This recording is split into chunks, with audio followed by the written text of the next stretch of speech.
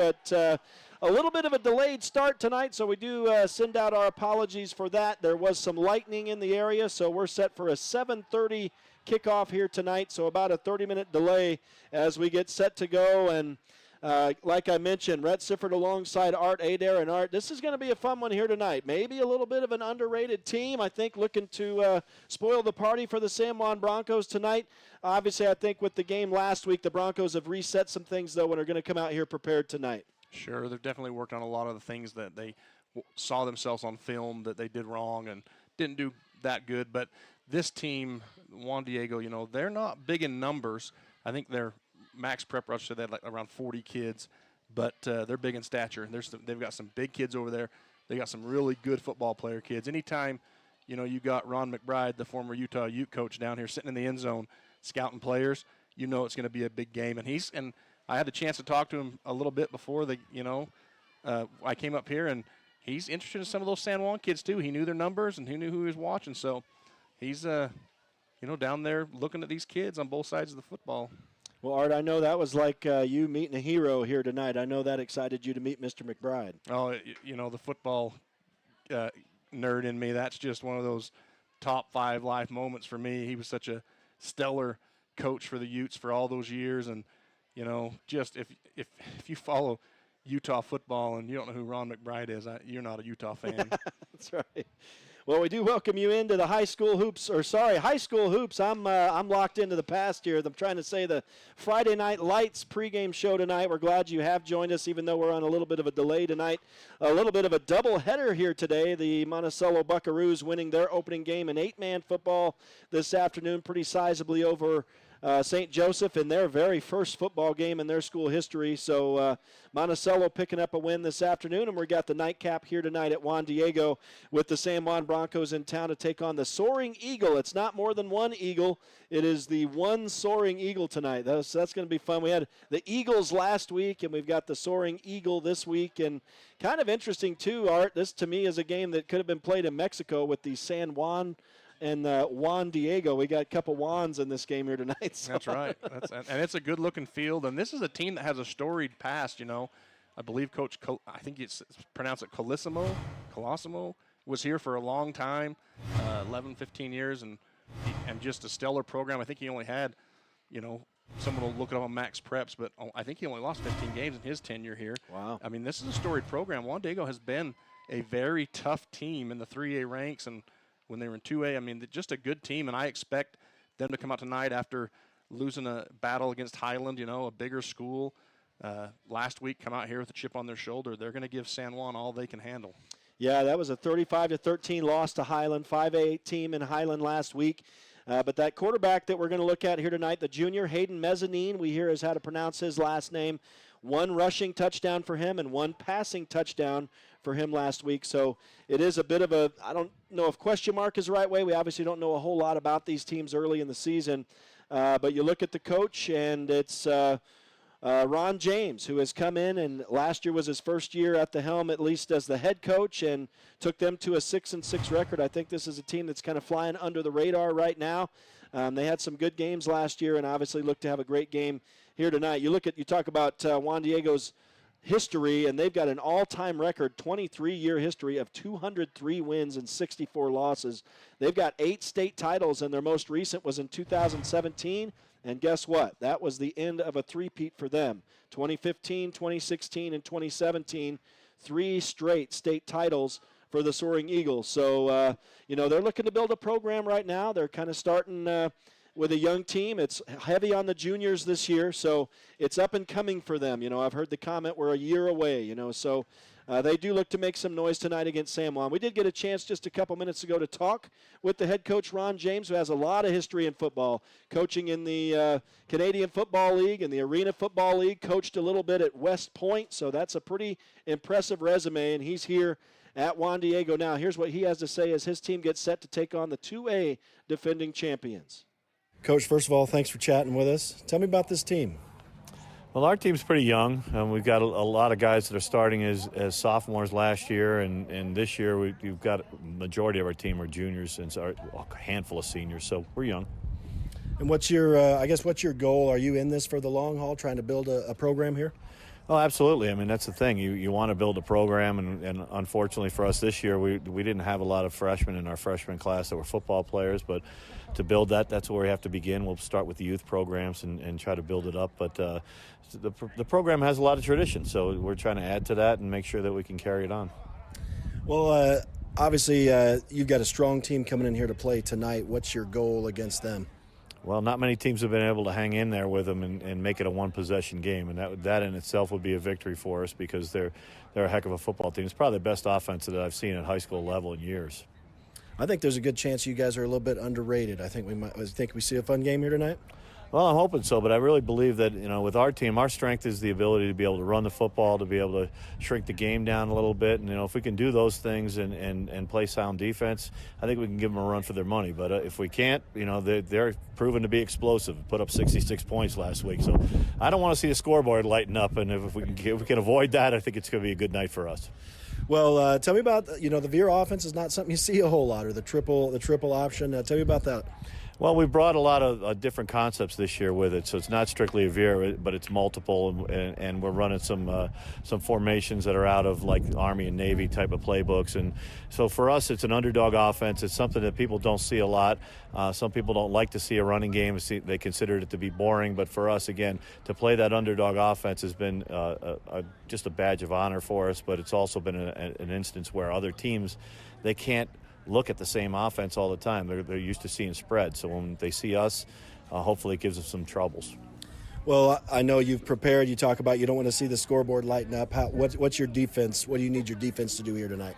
Oh, we need to contain the two big weapons that we see on film. I mean, your quarterback and the running back are outstanding football players. I haven't seen a tailback like that since we had one here a couple years ago. It's playing now at Weber State. So, and a quarterback like you guys have is a dream come true. If we had somebody like that, man, we'd be licking our chops too. He's a special kid. Win or loss here tonight for your boys, what do you want to see them accomplish? We want to see them play hard, play discipline. That's one of the stalwarts of the program. If we can play discipline and get the game into the fourth quarter, it was this one-possession game. That's what we're looking for. And really, win or lose in this, we know we've got a team that can compete at our level and in our region. But we're going up against a team that's got a 26-game winning streak. I mean, you don't see that very often. So we know what we're up against, and hopefully, we can give them a game. Okay, Coach, good luck tonight. Have fun and enjoy it out there tonight. Well, thank you very much.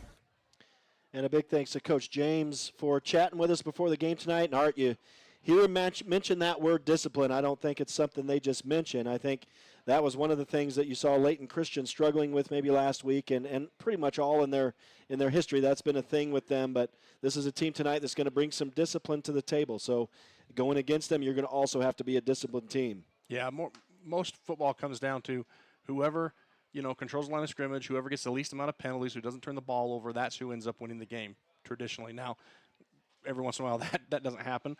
But, yeah, you want to see your team go out there, be disciplined, do the things you've worked on all week in practice. And the other thing that I find is key, is Coach says, they're not going to run that spread offense every season. And that is true. High school has kind of gone to that. You see that a lot in the teams we play and the teams that 3A, 4A, 5A. The spread is because it's a big-time show offense. It gets the ball down the field and chews up chunks of yards at a time, and it's makes the fans happy because you put up 40, 50, 60 points a game. But the thing that his offense is going to do, he likes to run those two backs in the pro set. He likes to run a tight end out there, and they like to run the ball.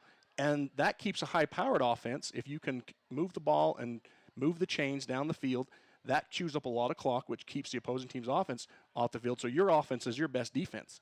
And so I think if they can come out, Juan Diego, and methodically move that ball down the field and keep those chains moving and chew up clock, that hurts San Juan because they want to get on the field with their offense. They want to go 3 and out with that defense and then get on the field and go down and score quick and go quick and wear the other team out. So it's going to be a chess match for sure. Well, we hit on it a little bit, kind of junior heavy, not a whole lot of senior action. But this is a team in a similar way to San Juan that returned some experience from last year. They have 7 returning starters on offense and 5 on defense. Obviously still a little bit young, still a bit of growing to do. But a team that in that way is a little bit similar where you got a couple, several veterans on both sides of the ball. Well, Coach said they started a lot of sophomores last year. They're now starting juniors this year, so that gives them that extra year under their belt. but they went 6-6 last year. They were a 500 team with sophomores. Yeah. And so that bodes well to those kids that they can still go 6-6 in the 3A with a bunch of sophomores. And now those kids have another year of weightlifting, another year of training, another year of growth, and they're going to come out and they're going to perform. Absolutely. I think, obviously, just like every game, San Juan's going to have to show up here tonight like it's a championship game, play the best that they can, and not look past any teams this season. So that's what they look to do as they complete their warm-ups. We're approaching the kickoff, still a few minutes away.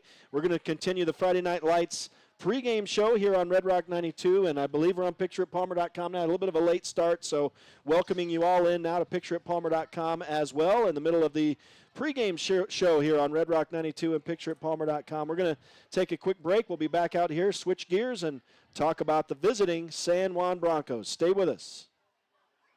Life is a series of cherished moments, filled with milestones that define our journey. Moments of love, joy, and shared experiences. Each moment contributes to our story. As each chapter unfolds, our experiences shape us, defining who we are. When it's time to celebrate a life, ensure your loved ones are remembered with the grace, dignity, and individuality they deserve. San Juan Mortuary, celebrating life, honoring memories, transcending tradition. Hi everyone, I'm Lieutenant John Young with the San Juan County Sheriff's Office. Our job is to protect and serve those who live in this great county we call home. Youth are a very important part of our communities. It is normal for children to become more independent and mature as they get older, but parental involvement drops by half between the 6th and 12th grade when our kids need us the most. To help stay involved and connected with your children, just ask the 5 W's. Where are you going? What are you doing? Who will you be with? When will you be home? And will there be drugs or alcohol? It's not being nosy, it's being a good parent. So come on, San Juan County, let's do this.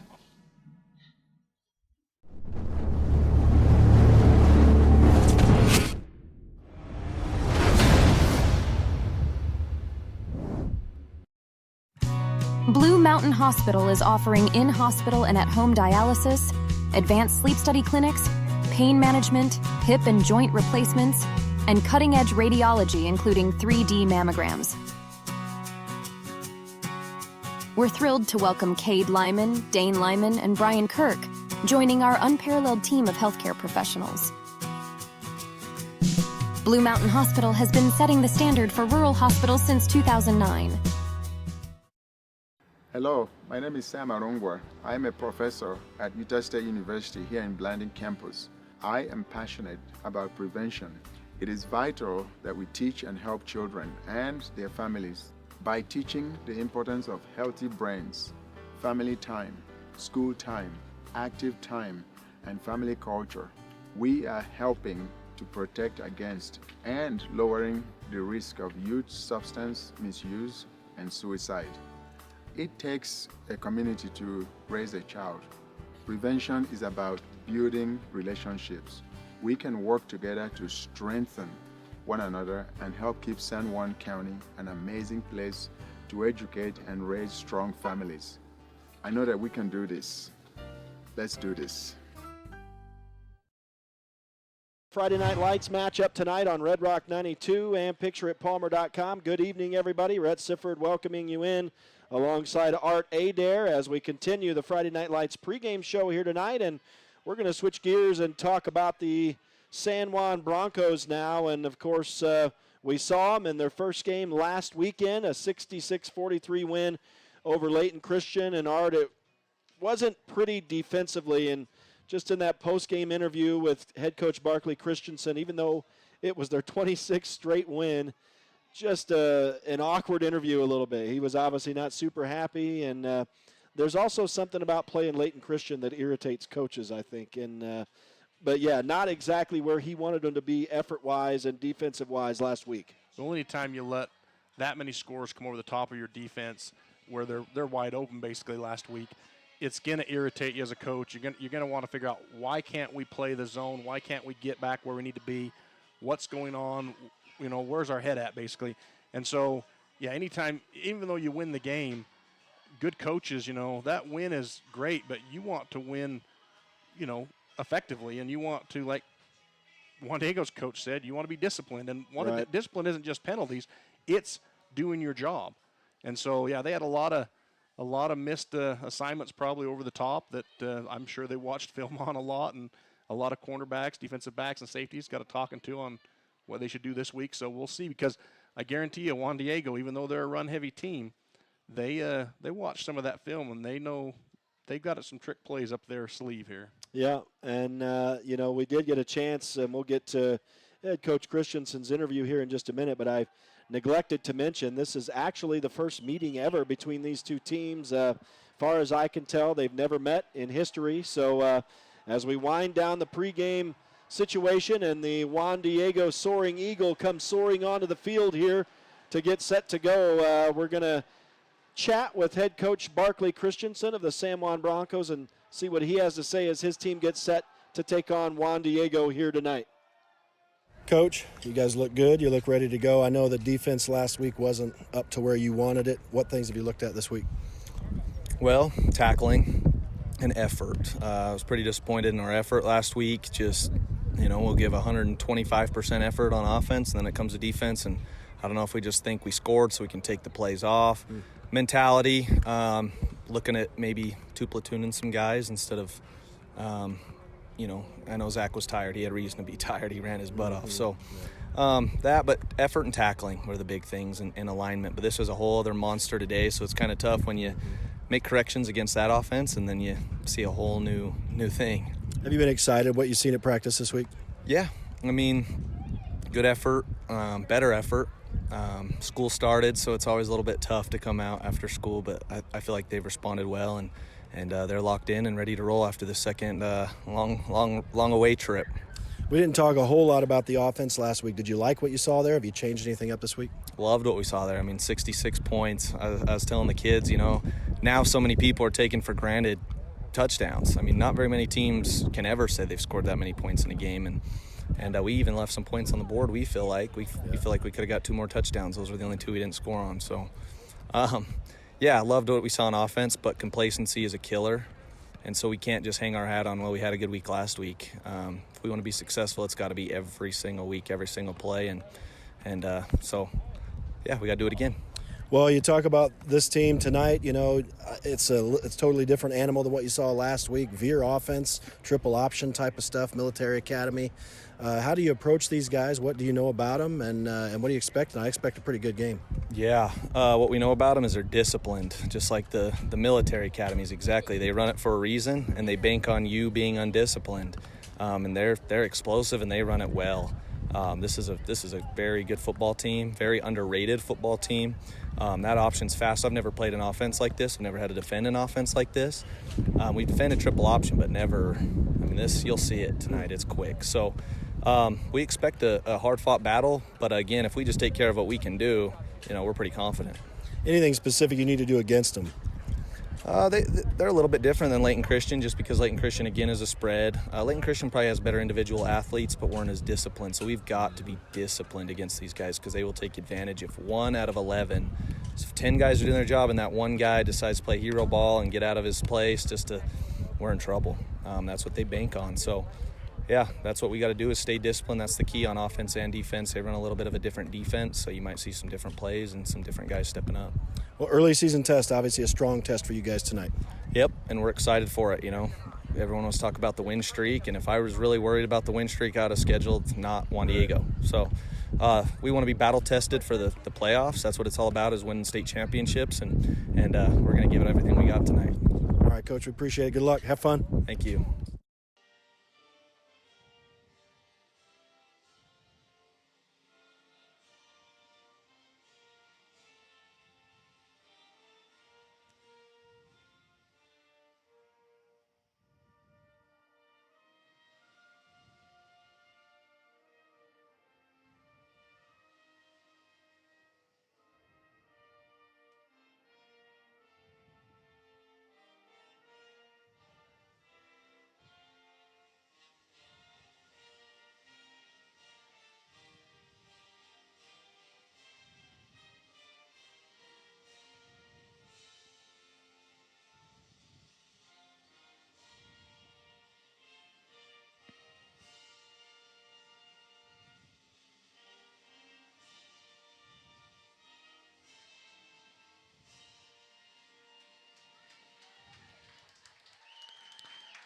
Well, folks, I do apologize for the audio quality there. I'm not sure if that came through. A lot of times the national anthem doesn't come through the cell phone, which we are on here this evening, but you can't just start yelling during the middle of the national anthem. So that was the national anthem, and now we are just moments away from kickoff, and just some good words from Coach Christensen there. Very well prepared, I think, for this team as far as discipline-wise, and we'll see if his team can execute here tonight. Just taking a look at them from last week, and, of course, Parker Snyder continued to perform for the Broncos, 324 yards passing. There were a lot of rushing yards that I called last week that ended up being passing. I'm not sure. I think I mismarked. Maybe it was that screen pass to Zach Conway, but at any rate, the 80-yard touchdown was a pass, so I misspoke on the rushing yards last week, and we kind of downplayed Parker Snyder's passing yards. So he did have 2 passing touchdowns, 324 yards. He was 16 of 25 last week against Layton Christian. But, Art, what else can you say about Conway? Another great night for him as well. He had 212 yards rushing and on 15 carries and 2 more touchdowns. Yeah, Conway's a workhorse on both sides of the football. And when I was talking to Coach McBride down there in pregame, that was one of the kids that he mentioned was, Zach Conway, and how he's helping Juan Diego coach, and they are aware of Zach, and just same as their coach mentioned. So you guarantee that both their coaching staff has watched a lot of film on Zach, and they are trying to find a way to stop him. I'll bet you they have a linebacker tonight, outside, inside, whoever, and his whole job is to spy 26. Yeah, and then, you look at the inside the red zone game, and especially inside the 10-yard line game last week. I mean, Parker Snyder ran the ball in 5 times, 5 touchdowns rushing, and he had 117 yards rushing himself last week. Yeah, and we talked about it last week a little bit. That's what happens when you have a dynamic running back and a dynamic quarterback that has the wheels like Parker does, is it makes defenders pick and choose. And if you pick wrong, you get burnt. If you pick right, you're a hero for that play.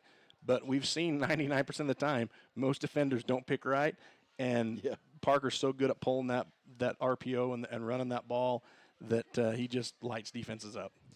Defensively last week, Jake Ivins had 12 tackles. Jayden Knight had 8. Jagger Neves had 7. That's just the top 3 tacklers last week, and 3 sacks for Jayden Knight last week. Finally, when they started getting pressure on that quarterback, that was a big key. Yeah, and we're going to see, you always like to say San Juan likes the ball, go out and score first. We're going to see San Juan's defense as they lost the toss, and, Juan Diego they're going to see what they have on offense. They're going to do something different that teams haven't done for 2 or 3 years. That's impressive. Yeah, and we had 3 turnovers last week as well. Jake Ivins and Jayden Knight both got a fumble recovery. Brigham Nielsen, of course, the interception at midfield last week, his first of the season. So it's going to come down to defense tonight, I think, for San Juan. You got to be able to stop that run, got to be able to stop that option, and we're now just slight moments away from the opening kick here tonight as the team setting to head out on the field. The Broncos in road white tonight with the royal blue numbers, yellow helmets, yellow trim for Juan Diego. It's I don't know, what is this? I guess it's navy blue and silver numbers, gray numbers, and some navy blue helmets with the silver eagle. Look a little bit like the Philadelphia Eagles out here tonight. And it has turned into a beautiful night for football. We did have storms roll through, a little bit of lightning, a little bit of rain came through here. This is sport turf, so no matter what, it was never destined to be a mud bowl here tonight. Beautiful facility. I'm surprised they don't have the lights on yet, but we are set to go, and it's going to be the Broncos to kick the football away as Jayden Knight sets it up, and no surprise, the wind has knocked it off the tee. There is a raging wind going from south to north here tonight, so that is going to be another factor here tonight, Art, that we haven't even mentioned yet. Yeah, they're going to have someone hold this ball on the tee here. And it's going to be difficult to play. I was talking to the athletic director. I think I was talking to one of the equipment managers for both teams out here tonight, and just talking about they don't make the balls anymore to be able to play in this type of wind. I guess they're lighter. So that is a boot, though, and right into the wind. It's going to come down to the 15, and it'll be returned by Juan Diego. And a good return, a big hit at the 40-yard line by Jagger Neves as he got all of that hit, but a strong return for Juan Diego will start them out at their own 41. Yeah, and last week, according to the San Juan coaches I talked to, Juan Diego took the opening kickoff last week and was able to drive down the field and score on Highland. And so probably that's why they wanted the ball here. They want to go out and establish that scoring. So it's going to be huge here for San Juan to go 3 and out. especially seeing an offense they don't see. Right. All right, so for the first time this season, for the first time since I can remember, the San Juan defense on the field to open up as Juan Diego brings it out, and the quarterback, number 4, Hayden Mezzanine. We're going to see the junior for the first time tonight.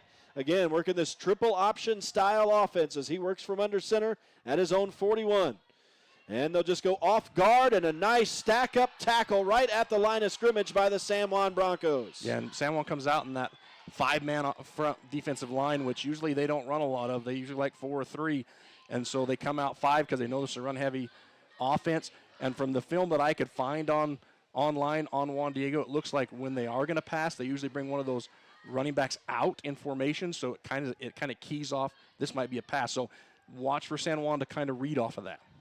And I didn't see who carried that first one. I think it was the running back lined up on the right side in that, we call this a wishbone formation, or I think, we get flags. Fine, we talk about the discipline. This is going to go against Juan Diego. Is that an illegal shift? Yes.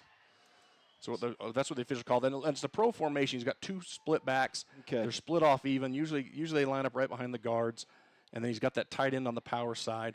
Doesn't mean they're always going to run to the power side. Most teams put that tight end on the power side and then try to come off, tackle off the left side, pull a guard around to get you. So, but yeah, this is just their pro style 2-back formation with 2 split, 1 right, 1 left. And I think it may be number 22, Mario Maestas, I guess, who's maybe the running back. It's still tough to tell. And it was interesting. The team didn't even know who it was going to be. No, it was number 20, I believe. The quarterback's going to drop back. Play action in the backfield. He threw over the middle and way over the top of his receiver. Intended on the play that time was number 3, Angelo Lewis, and the incompletion brings up a 3rd down and long. It looks like they've got Corbin Buckley, number 26, as their featured back. That's the kid that's kind of got the ball. He's the one that, instead of number 20, it's 26. Those are hard to see out there. So I think maybe it was 26 who took that first handoff, so we'll put him in there.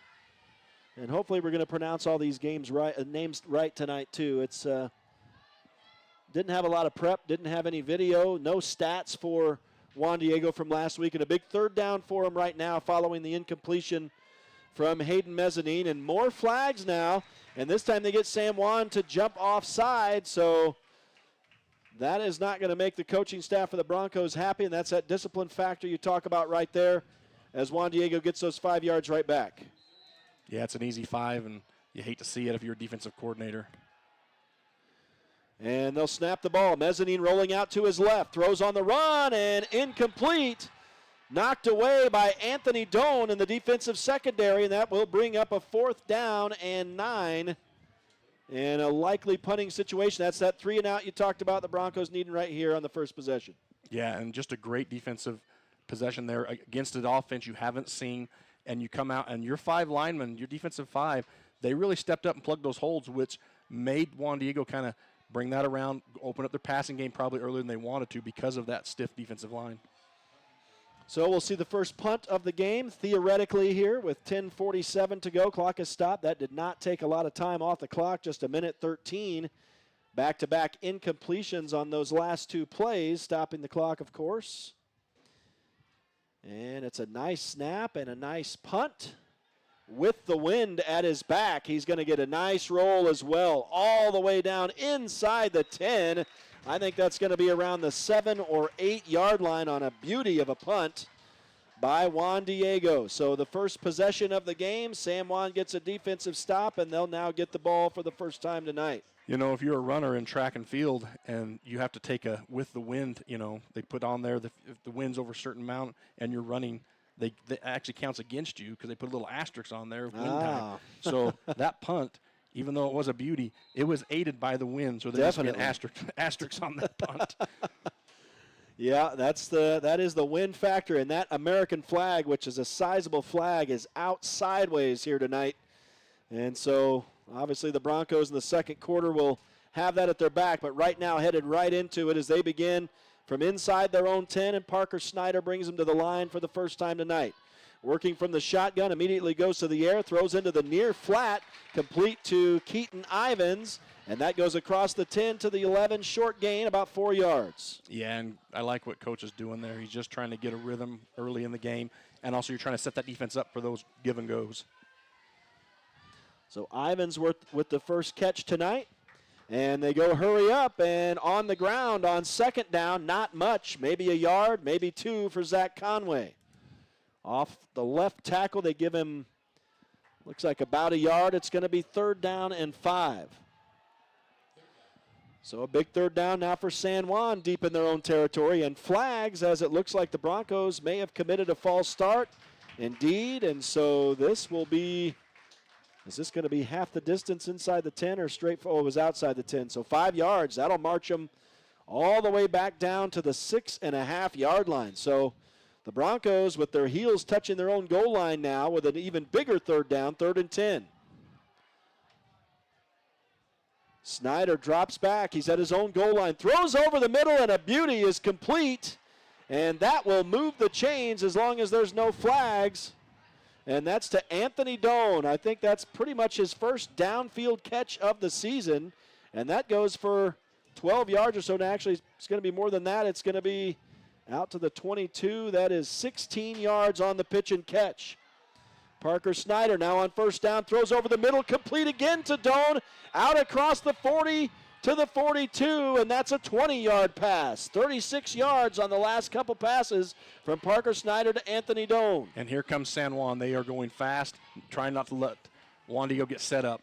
Yeah, I can't keep up with it. Snyder now, hands off, and Zach Conway hits the hole off right guard, and he quickly moves out on a 6-yard pickup around midfield. Going back to that 3rd down catch by Anthony Doan, what recognition by Anthony to get past the sticks. So he knew where the 1st down was. He knew the yardage he needed for that 1st down. He gets there, he gets the ball, and then he squeezes tight, tries to get extra yards, but he's not loose with the ball, which is great recognition by a wide receiver to get to the sticks, know where he needed to be. And yeah, back-to-back catches for Doan. And we didn't really see that against Leighton Christian. He had a couple of short catches and that shuttle pass type of catch, but this is the first time we've seen Parker Snyder throw downfield to probably one of his top receivers here. Now Snyder draws his own number, and he's going to push it ahead for another 1st down as he'll get out across midfield down to the Soaring Eagle 46-yard line. That is a pickup of 6 more yards. Parker Snyder's first rush of the night is enough to move the chains again, and the Broncos steadily moving the football. Now wide open in the middle again is Anthony Doan. Parker Snyder dumps it into the open space, hits his man, and he's down inside the 30. And they're doing a great job at finding the soft spot in that zone, and Anthony's just getting there, sitting down, and Parker's making a great read to get him the ball. That's a 21-yard pass, and the Broncos getting him in chunks now. He fakes to the right side, comes back to Brigham Nielsen in the flat on the left side, and he's going to be slung down inside the 20. That'll be a pickup of another 8 yards. Brigham Nielsen's first catch. These guys are moving the chains. Yeah. No, they're not. They're just keeping on marching down the field, I guess. So that's Nielsen's first catch to the tune of 8 yards, and they're going hurry up. Here's Zach Conway on a handoff, or was he blocking? It was a run by Zach. And so he goes down around the 16. Another 1st down. So that moves the chains. And the Broncos really knocking on the door now. And they'll hand off it. No, Parker Snyder keeps it himself. They try to sling him down, but they don't get him. He rumbles into the end zone. Touchdown, San Juan. What a drive that was, but there is a flag down. And that was right at the point where they grabbed a hold of Parker's jersey. I wonder if there was a hold in there. For San Juan, of course, they're hoping not. If it stands, it's a touchdown. If not, it's coming back. Looks like they're going to mark it off. If it was a hold, though. No, it's an assist. The offensive lineman that was there drug Parker in, and that's what they're calling it. Okay. So not a touchdown. It's going to come back out. I don't know how to rule that. I guess he gets 5 yards maybe on the run and then a penalty. So now Snyder will fake the handoff to Conway again. Again, he takes it down to the 2 this time. It's going to be 1st and goal. That will move the chains. And the Broncos now looking to draw first blood. They thought they had the first touchdown of the night. Now Snyder will hand off to Conway. He's wrapped up, but he wrestles the crowd toward the goal line. He's very close, within inches. They say he doesn't go in. It's going to be 2nd and goal.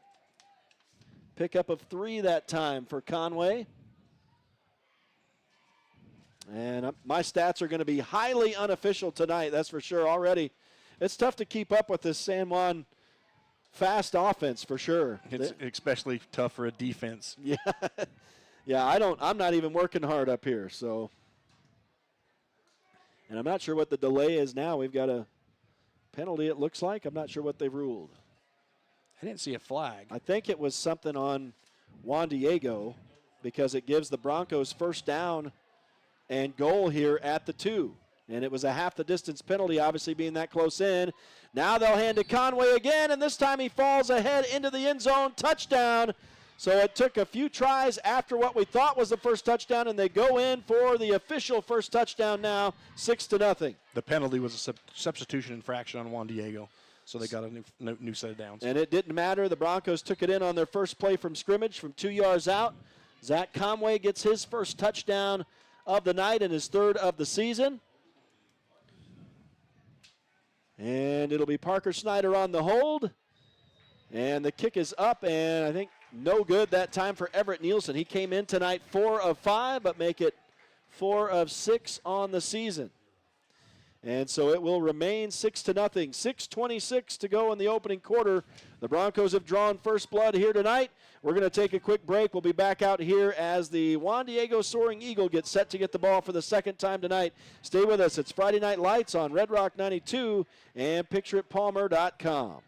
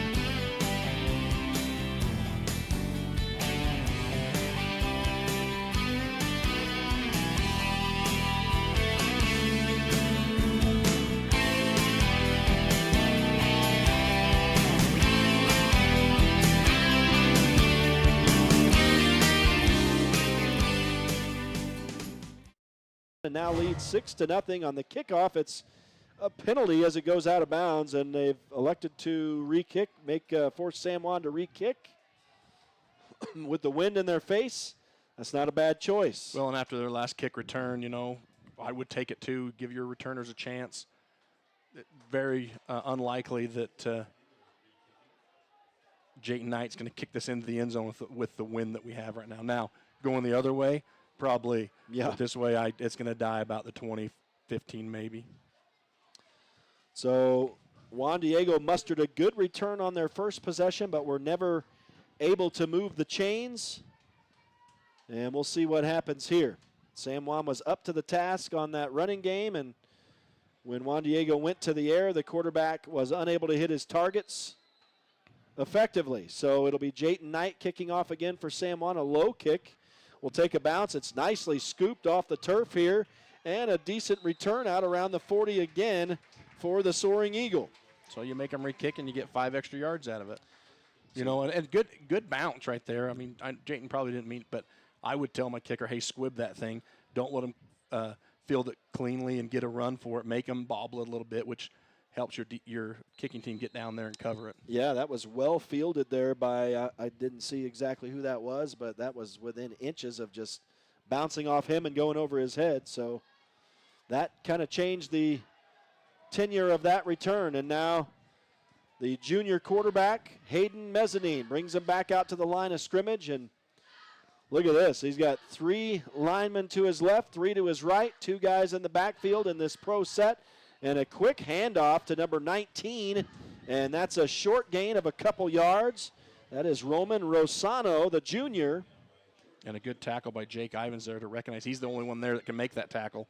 And so if he's not there, he's not aware of that first guy through, because that's what this offense is designed to do. It's misdirection, it's confusion, it's who has the ball.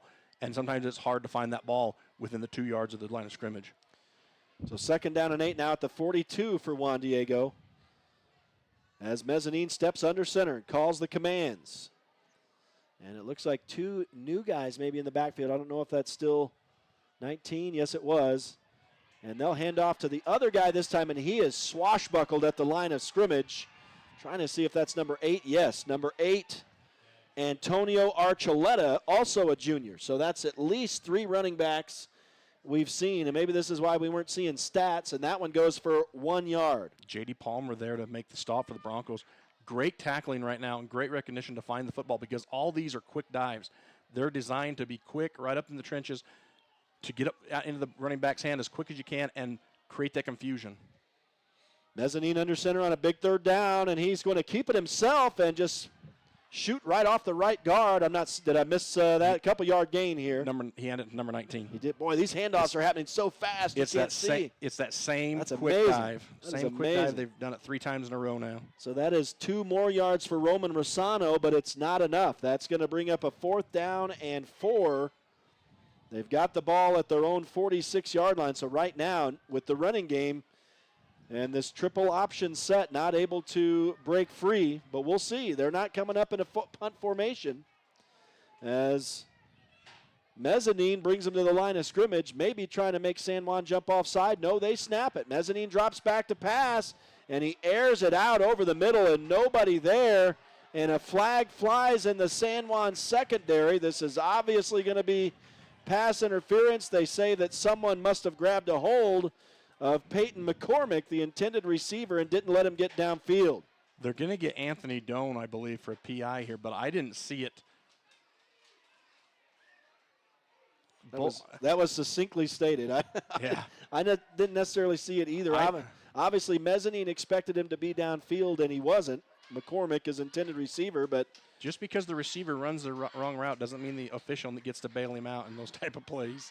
But it will move the chains on the penalty, so this will be a 15-yarder, and that is the first time for Juan Diego getting a 1st down. And so they'll move it into San Juan territory and spot it at the Bronco 43-yard line. So a bit of a break here for Juan Diego, and they've got a new set of downs here in San Juan territory for the first time tonight.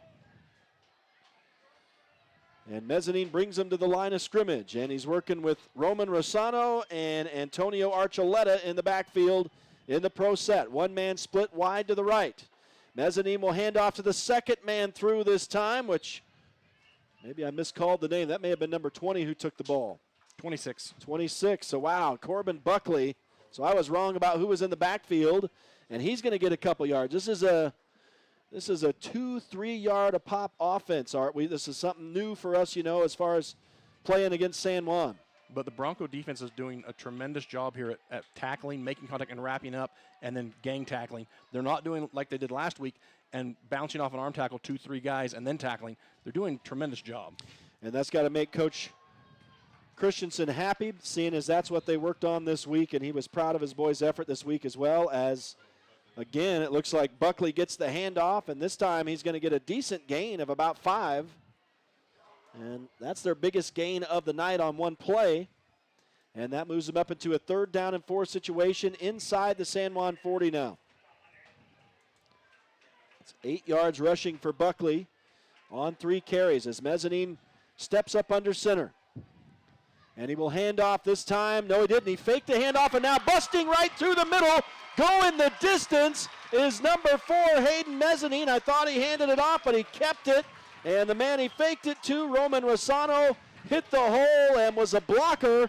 And Mezzanine went right up the gut from 37 yards out. It's a 37-yard touchdown run. Yeah, a great design there. You've handed it off, the quick dive. You got San Juan crashing hard on that kid. And that time, your quarterback keeps it. He recognizes the defense, and he's able to make a huge run for a touchdown. And they were in there hitting hard in the middle, and the quarterback was hit but bounced off, spun his way through the middle, and went the distance. I was a little bit blown away when he came out of the pack.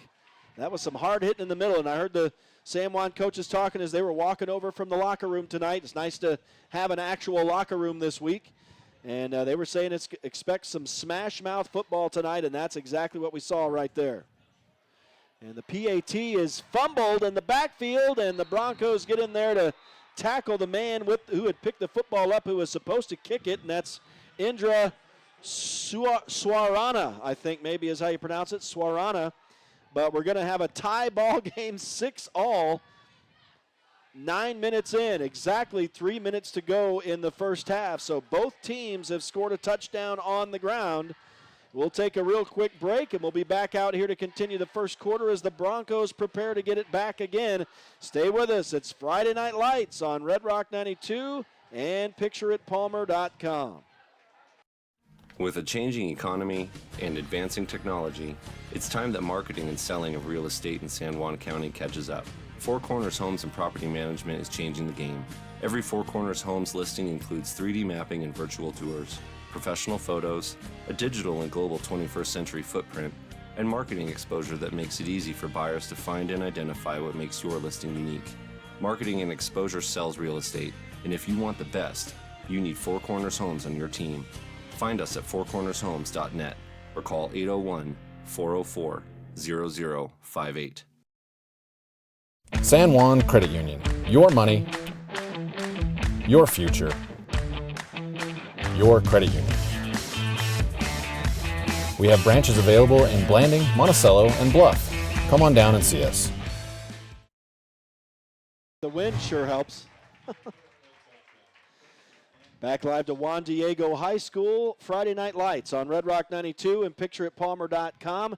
Red Sifford welcoming you in alongside Art Adair, and we are tied here between the San Juan Broncos and the Juan Diego Soaring Eagle. 3 minutes exactly left in this first quarter, and sixes showing up on the board right now. Both teams have scored a touchdown in the rushing game, and the Broncos will get the football back now for their second possession of the night. Nice run from junior quarterback Hayden Mezzanine was our most recent score for the Juan Diego Soaring Eagle.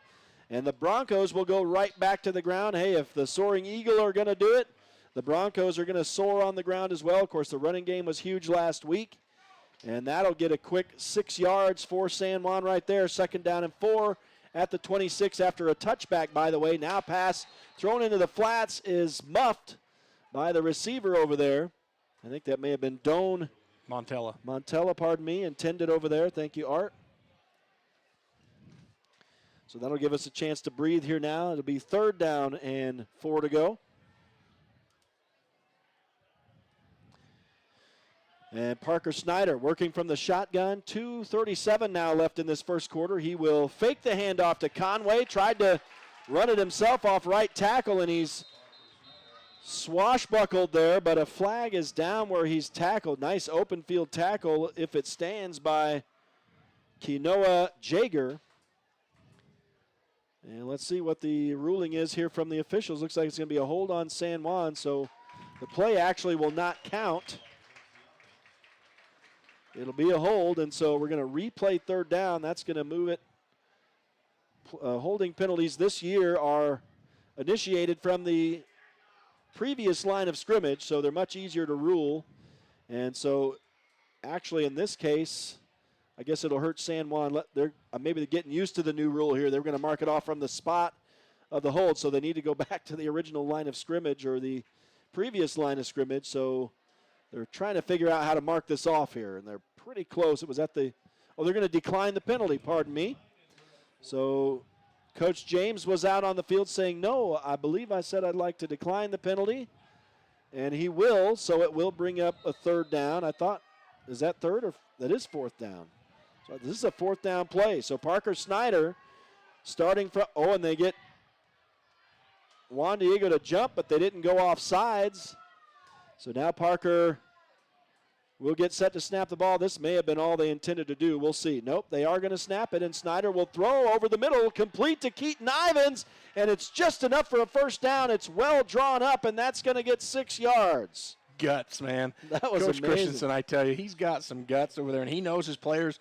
He knows they're going to go get this 1st down, and Keaton runs right to the sticks, gets a yard deeper, makes a great catch and a great pass by Parker. That was execution, and now they go right back to the air and bobbled and missed. Again, this time by number 22, Javen Montella. So a couple of drops here. The last couple times he's touched the football, and that was a well-thrown ball for Parker Snyder that time, and they'd like to have that one back. Incompletion brings up 2nd down and 10. And the ball at the San Juan 32 as they snap it. And Snyder fakes to Conway, keeps it himself right up the middle, and he'll go near the stick. That's going to be a 9.5-yard gain. Looks like he's going to come up inches. No, they will move it. It's a 10-yard gain precisely. So Parker Snyder gets his biggest rush of the first quarter. And the umpire gets an assist on the tackle there, too. There you go. And Snyder will go back to the air, overthrown, and now it's kicked up in the air and intercepted.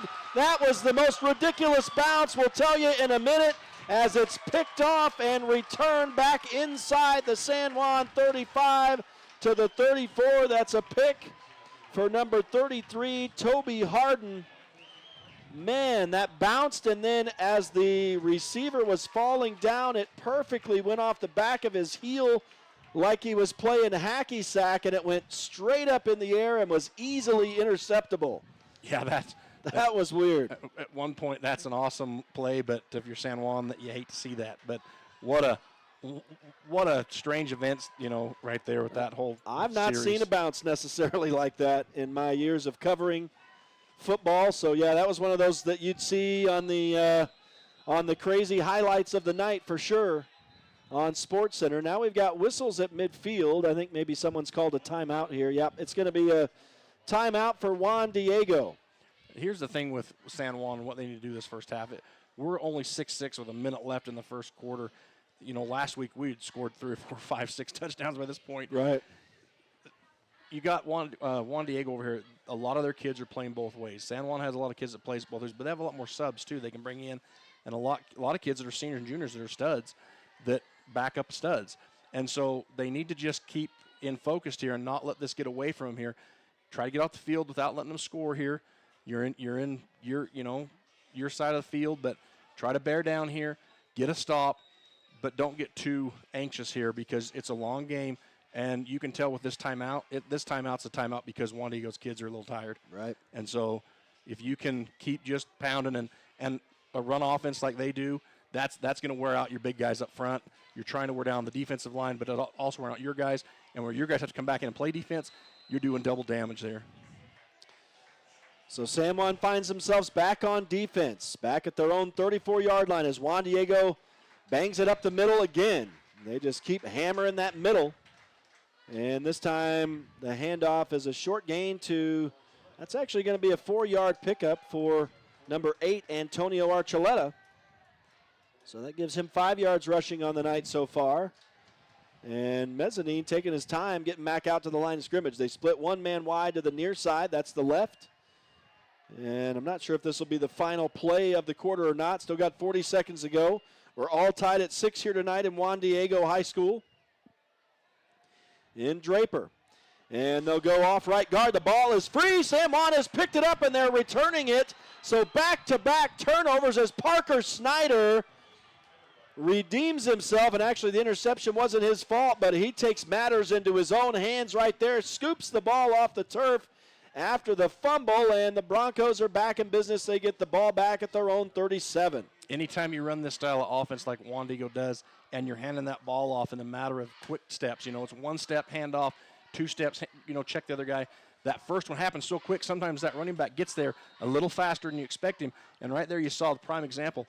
That handoff came right on his side instead of right in his gut, and he only had one hand on it, and the defense closed so fast they were going to pop that ball out of there. Yeah, you could tell the exchange was weird in the mid on the right side there, and so San Juan forces their first takeaway of the night, and now a pass complete to number 25, Anthony Doan, and that's going to go right to the stick again.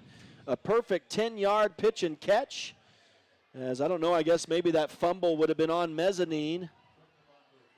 It would have been on the running back. Okay, and I'm not sure who that was, but. Oh. San Juan comes back, throwing to the near side over here, and a big hit by the Juan Diego defense separates Doan from that football. And incomplete. That'll bring up a 2nd down and 10, just shy of midfield. Yeah, Peyton McCormick, he had a big pick last week against Highland in the end zone, and he's just an emotional player. He's a great cornerback. He's a great receiver, and he just lays the hit stick down there and separates the ball from Doan. There have been a couple good hits already here tonight. And right back to it. is Zach Conway on the handoff. Weaves his way through the middle of the field, and he's on the move down the left field. Boy, left side of the field, he broke a couple tackles and almost got free to the end zone, but he goes down to the 26. And we need to get him going. You know, the Cowboys used to say, feed Zeke. You know, Ezekiel Elliott, they're all-pro running back. And that's what San Juan needs to do here is just keep feeding Zach here. Well, time expires on the first quarter. By my calculations, that was about a 39-yard run. So that puts Zach Conway up to 57 so far on 6 carries. And that'll do it for the first quarter. Not necessarily what we expected here tonight. I expected a good game, so we expected that so far. We've had a couple of turnovers from both teams here in that first quarter, back-to-back, and the Broncos taking their fumble down the field right now and trying to turn it into points. So that's the end of the first 12 minutes. It's 6-all here tonight between the visiting San Juan Broncos and the hometown Juan Diego Soaring Eagle. We'll take a break and come back for the start of the second quarter. Stay with us. It is Friday Night Lights on Red Rock 92 and pictureitpalmer.com. At Energy Fuels, creating opportunities and participating in the local community is important to us. Thanks to our dedicated employees, we're safely producing critical materials that support cleaner energy sources and a better planet for future generations. Knowing that the youth of today will make great contributions tomorrow, we're proud to sponsor San Juan High School athletics.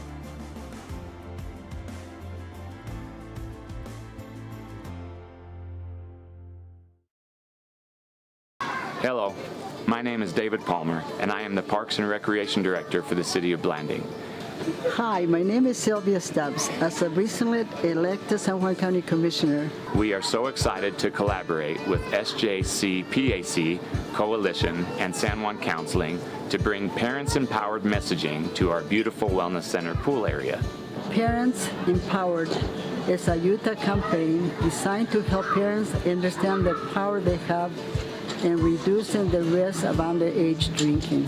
Survey data tells us that youth perception of risk in San Juan County in all grades went from 83.6% in 2019 to 68.3% in 2021.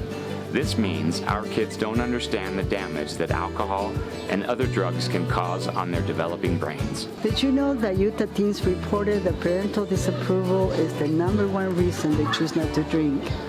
Never assume your children know what your rules, expectations, and attitudes are. Write them down and discuss them with your kids so they understand the reasons behind them. Bonding is essential to preventing underage drinking.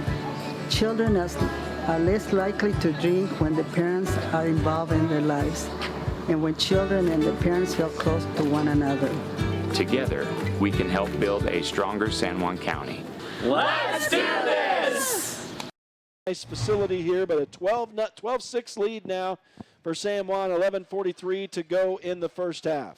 And Juan Diego's done a good job that first quarter of managing the game and making the game the speed they want it to be and not the way San Juan wants it to be. Of course, they get a great PI call to extend the play. They get a fantastic, unbelievable interception off a hacky sack kick. But this right now leads into what their game plan is, to slow it down, to run that clock, to not get a high score. Now, San Juan, they need to come out here. They come out the second quarter, and they get a quick score off that play. Now they need to go down, and they need to get a defensive stand here. Right now, kick it in the end zone and kick it out. Yeah, the Broncos with their – and that was misfielded as Andrew Garzella comes up on the ball, and it sails over his head. He forgot that now his face is in the wind, and so with the Broncos kicking with the wind that time, that goes out the back of the end zone. And we'll see what Coach Christensen dials up here now that he has the wind. You know, he's had some good catches across the middle. They've had a couple bad breaks. They've had a couple big drops. But now this wind helps you stretch that field. You can air it out. Go a little further north and south with that ball. Yeah, the fumble hurts Juan Diego, obviously. So now they come back out on the field, the first time on the offense here since they lost the football to San Juan. We'll see what Mezzanine and this offense draws up here. As he will work from under center. That's what we expect all game long. And he's barking to his line. Now they're set to go. Takes the snap. Quick handoff off right guard and a nice run up the middle to the 30-yard line. That's right to the sticks. That'll be really close to moving the chains. Looks like they'll mark him a yard shy. I believe that was number 26, Corbin Buckley. Looks like 28 was on that run. My goodness, I can't keep. They keep moving him. They got him over here at the tight end position, and they move him to that back position. So that's a 9-yard gain for whoever it is. That's at least 4 guys who have run the football for this Soaring Eagle offense. As Mezzanine brings him to the line of scrimmage, just shy of his own 30-yard line with a 2nd down and 1 to go.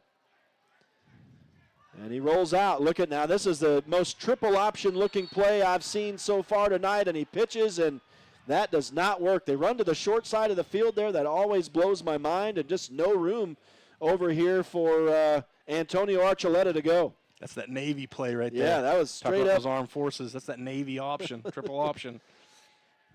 And so that was the, I guess, traditional veer play, if you will. And it did not work. It lost 1 on the play. So it is now 3rd down and a long 2 here for the Juan Diego Soaring Eagle at their own 28. Now they'll hand off very quickly off right tackle again. I don't know how Mezzanine even gets out there to hand that ball off.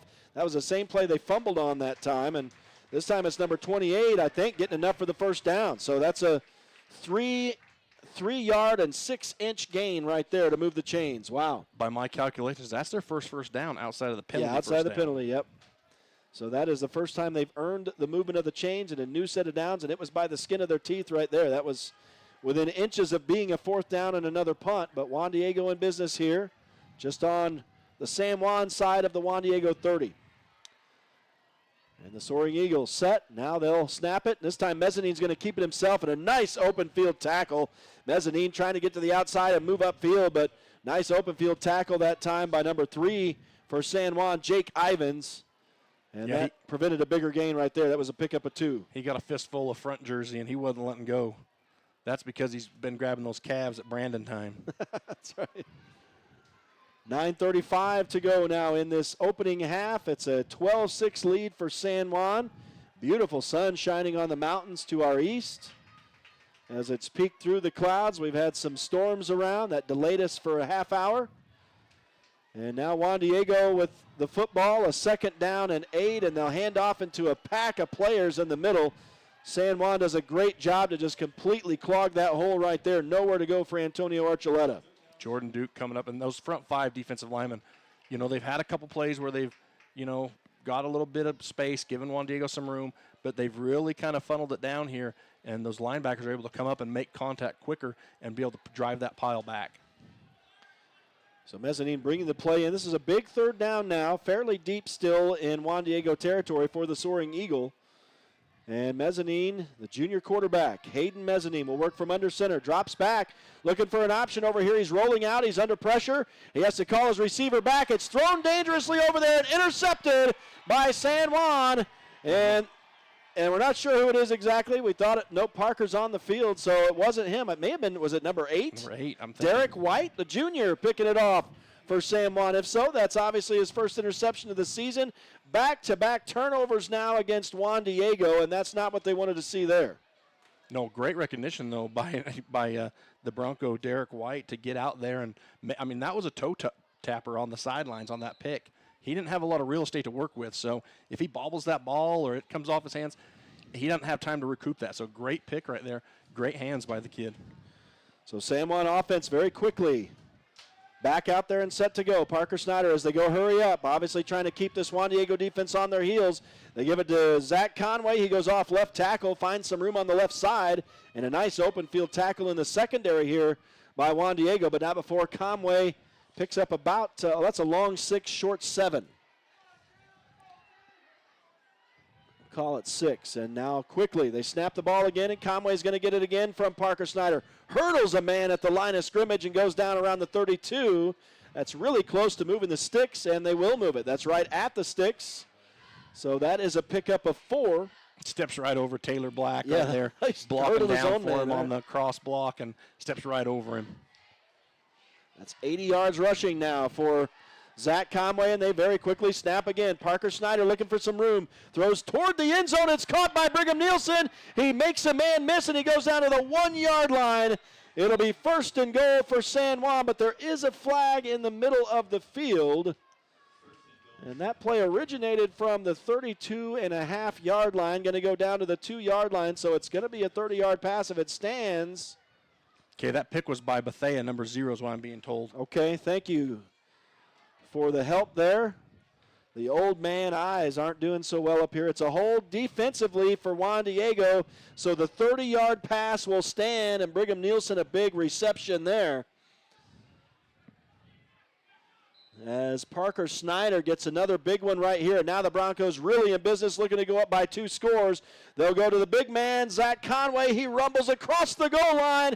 Touchdown, San Juan. 18-6, just over 7.5 minutes to go in the half as they make no mistake, and they go in from 2.5, 3 yards out as all 3 touchdowns now. Zach Conway on the ground. Yeah, and great blocking up front by those big linemen who are definitely probably a little tired, a little winded, but they are just driving forward. And the Broncos obviously will go for 2 here. Nobody has scored PAT, but the Broncos do here as Parker Snyder finds Anthony Doan just on the blue side of the goal line, and that is the first extra points tacked on here tonight. That'll make it 20-6 with 7:32 left in the first half. Quick break. As we come back, Juan Diego will be getting the football back. Stay with us. It's Friday Night Lights on Red Rock 92 and pictureitpalmer.com.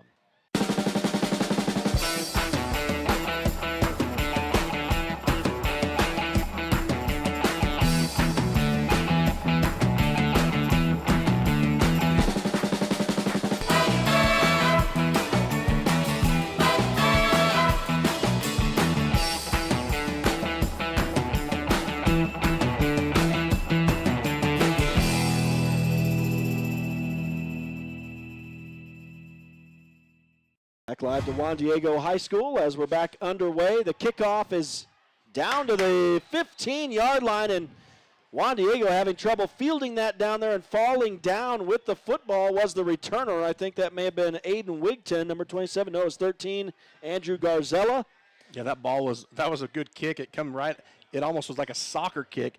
Comes straight in on Andrew's foot, hits him right in the ankle. So then he's already kind of fumbling, tries to pick it up, falls down, and once that knee touches high over. School football, you go down, there's no coming back up. Yeah, this is not the NFL, so that hurts Juan Diego. So now, 3 straight unfortunate turn of events here for Juan Diego. They, after scoring their touchdown, they had San Juan reeling just a little bit, but back-to-back turnovers, and now a tough situation here on this kick return, and they've got themselves pinned at their own 16-yard line here. So the Soaring Eagle going to have to find their way to claw themselves out of a little bit of hole they've dug themselves here.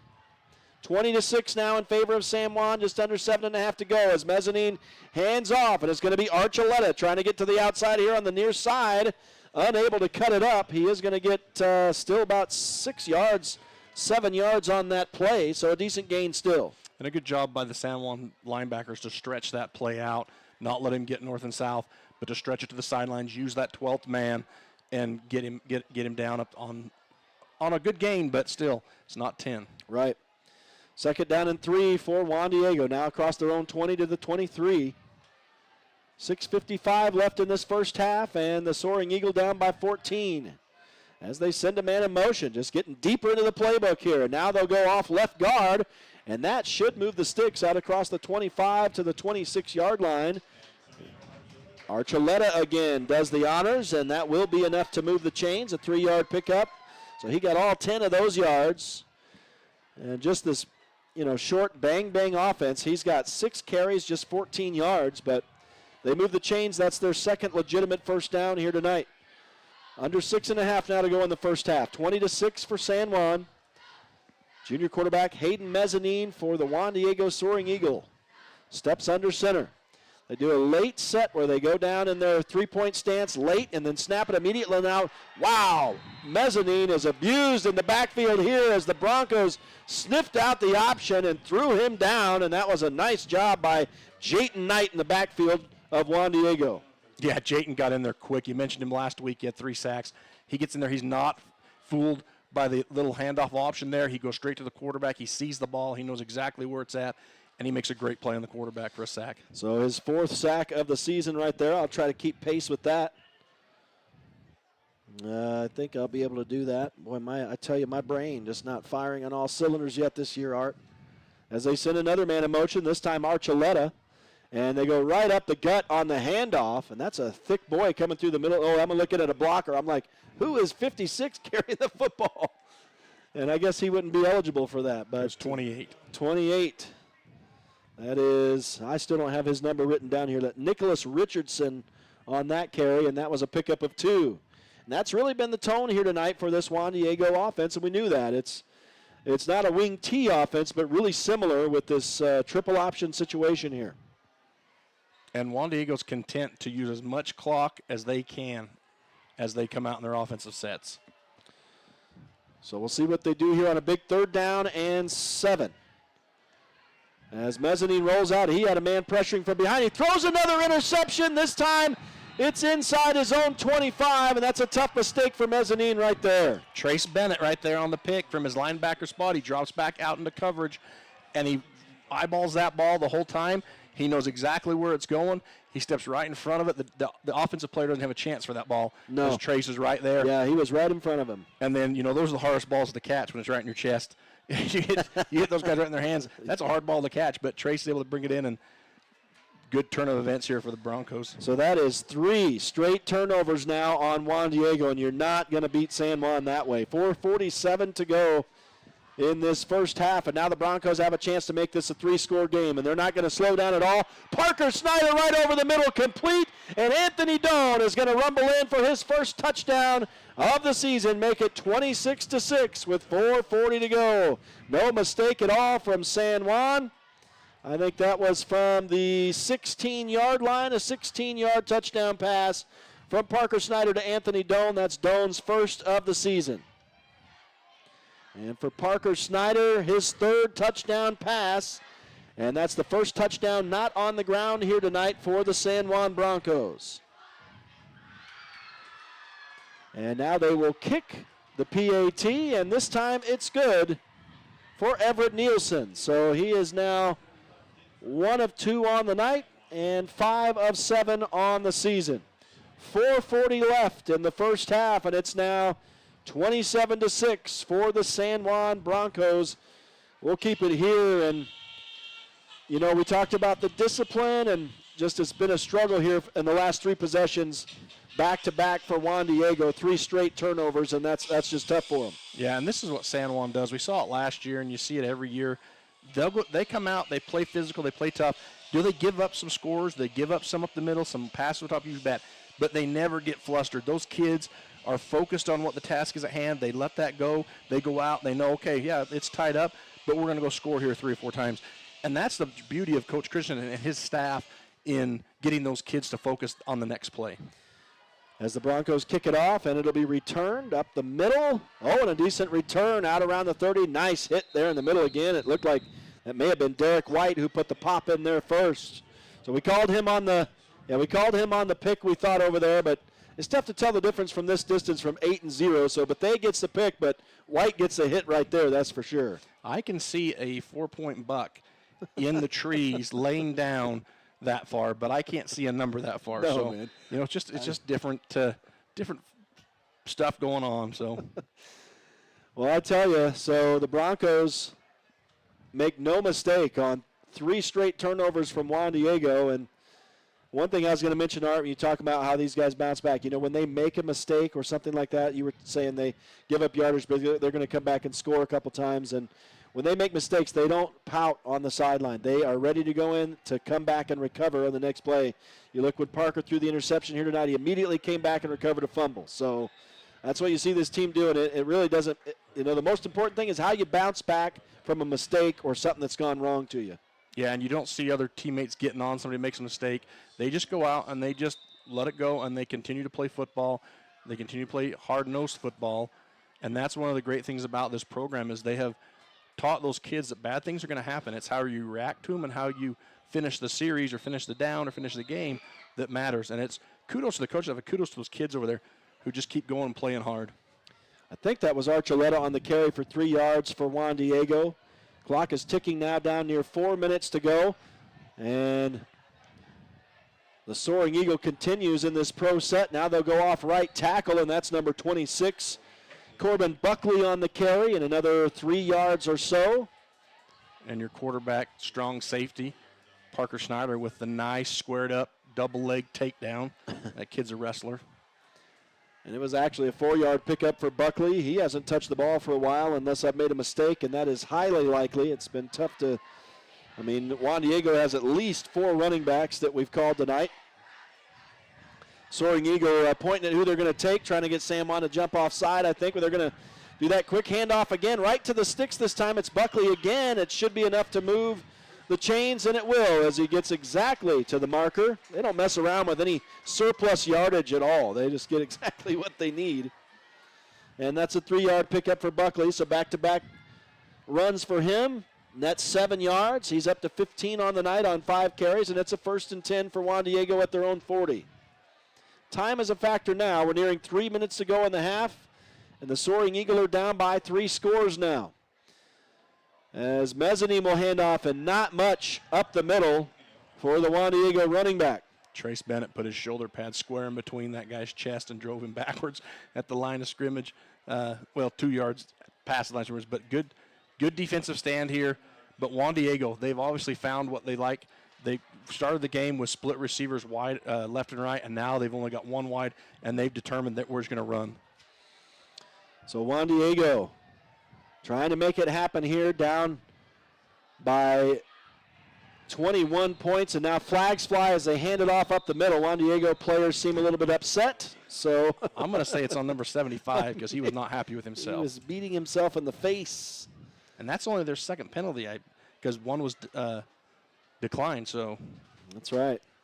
So that will, is that a face mask? I'm not sure what they've called it. Probably going to be just a hold. So that'll go from the previous line of scrimmage, 10 yards back. So, no, that was they've marked off a 5-yard penalty. It's a hold, and now they're going to talk about it and say, hey, what are you doing, guy? 5 more yards. That's why he's the white hat. He makes sure it's done right, huh? You're fired. And now San Juan's going to call a timeout to stop the clock with 2:28. This is what you talk about. Juan Diego trying to use clock and slowly, steadily march it down the field and maybe get points. It's not an explosive offense, that's for sure. Now San Juan wants to save some time now that they got this penalty and see if they can get the ball back. You're exactly right, Red. This is not a timeout for let's get a break or a breather. This is a timeout because we're going to stop them here. They got 2nd and 20.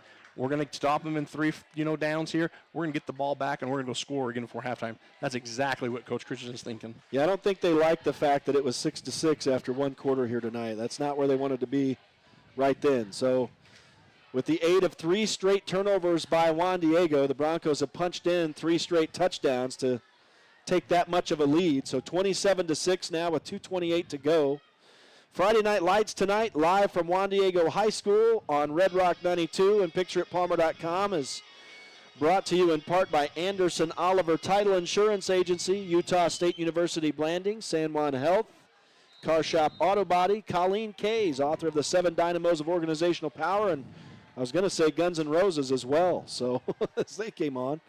So throw over the middle, and boy, that took the wide receiver by surprise. That was thrown right to Peyton McCormick, but he dodged it, and it's incomplete. Yeah, it looked like it was a rushed pass.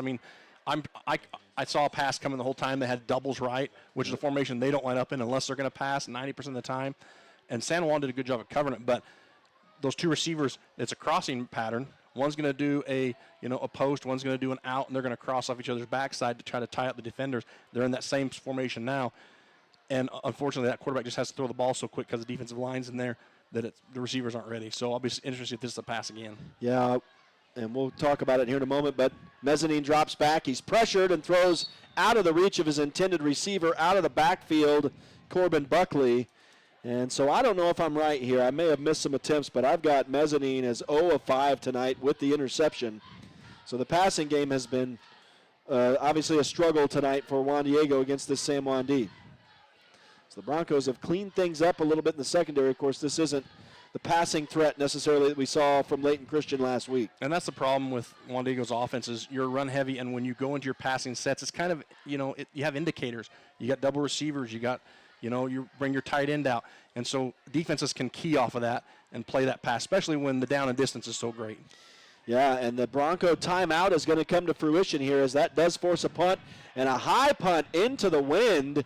And you can see the wind just killing that thing. And now Juan Diego needs to get on this. And, boy, that's a tough punt. That ends up being about a 15-yard punt.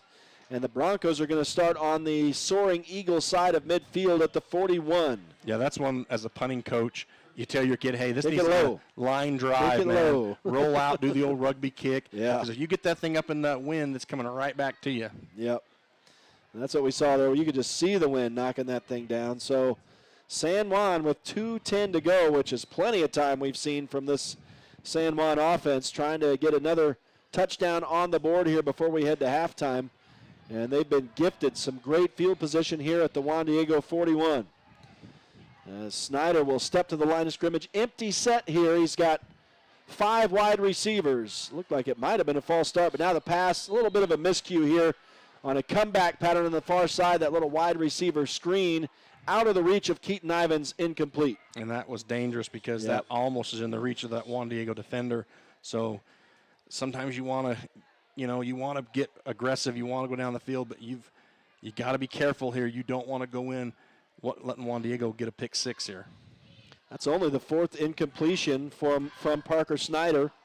He does have the one freak interception. Now with the wind, he guns it downfield. He just needed to wait another 2 seconds. I think taking the wind into a factor here is tough. I mean, that wind is still serious, and that ball well overthrown due to the wind. The other thing was like a missile going downfield. And here we are, 3rd down. I believe we've only used, 4-5 seconds maybe? Yeah. So you don't want to give Leighton Christian the ball back either with 2 minutes to go on their offense. So you've got to use some clock here or get a first down or at least get half the yards here. You need at least 5-6 yards so it makes your 4th down a more manageable position. Except that this is not Leighton Christian. This is Juan Diego. It's Parker Snyder right up the middle, and now he cuts it down the sideline, and he'll step out of bounds at the 12, and a big gain all the way from the 41. And that is a 29-yard run for Parker Snyder, and boy, that puts him in business immediately. 69 yards rushing now for the senior quarterback, and it's just outside the 10-yard line at the 14, as looks like where they spotted it.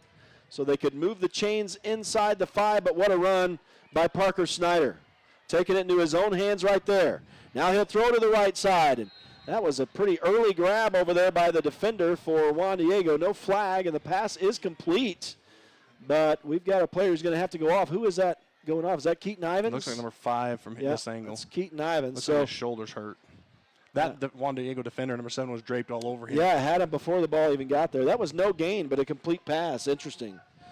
So 0 yardage on that. Now Parker Snyder will take the snap again in the shotgun. Fakes to Zach Conway, takes it himself. Up the middle he goes into the end zone. Touchdown San Juan, 4 straight unanswered.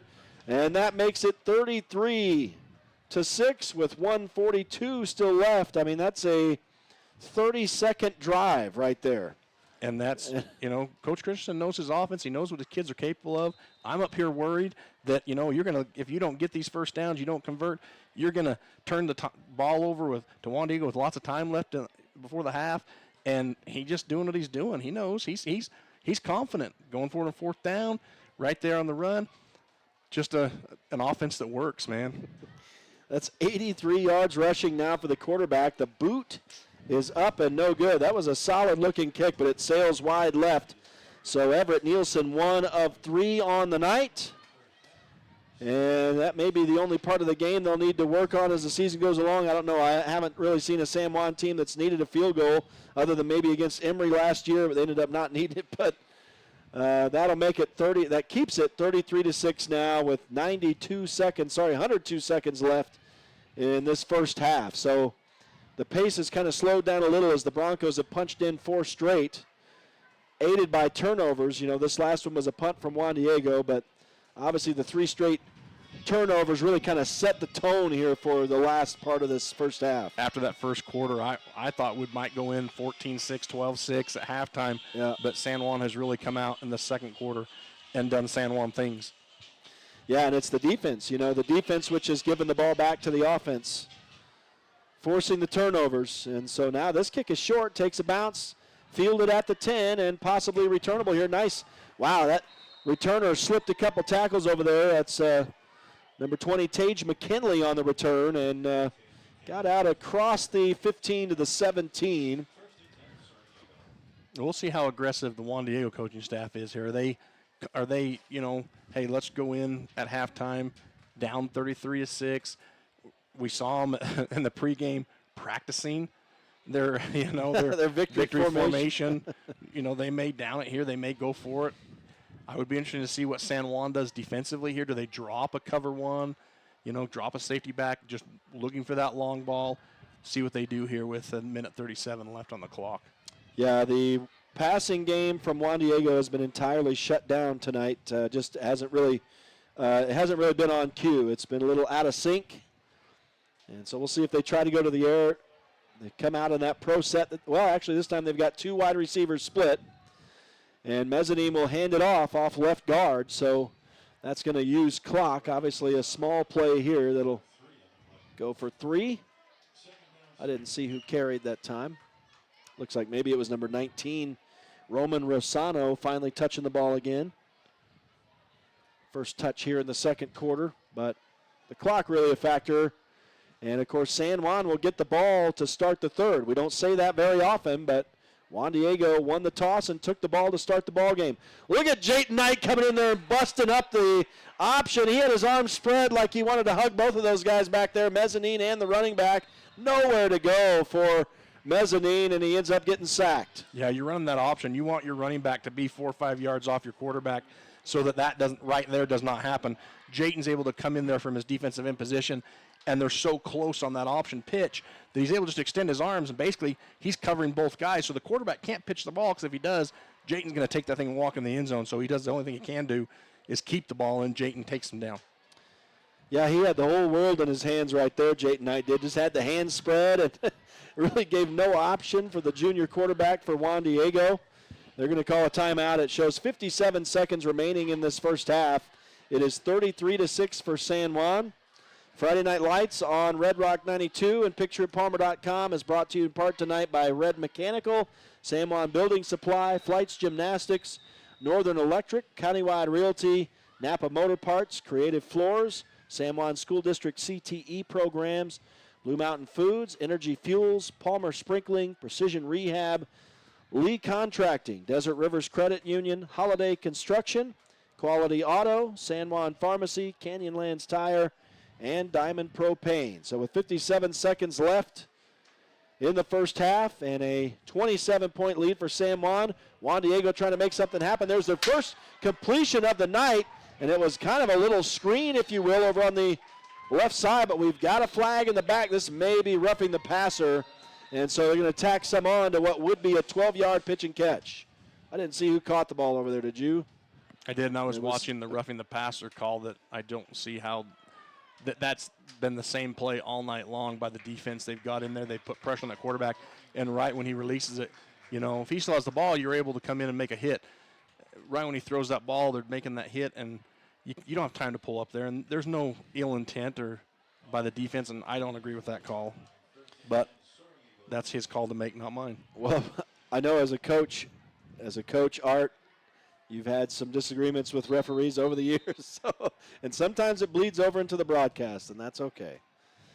Unless the Utah High School Activities Association starts calling us up. First and 10 out near midfield, and San Juan's going to get a lot of that back with a huge sack as Zach Conway busts in for the Zach, I'll say. That's the Zach attack right there. That's not a sack, that's a Zach.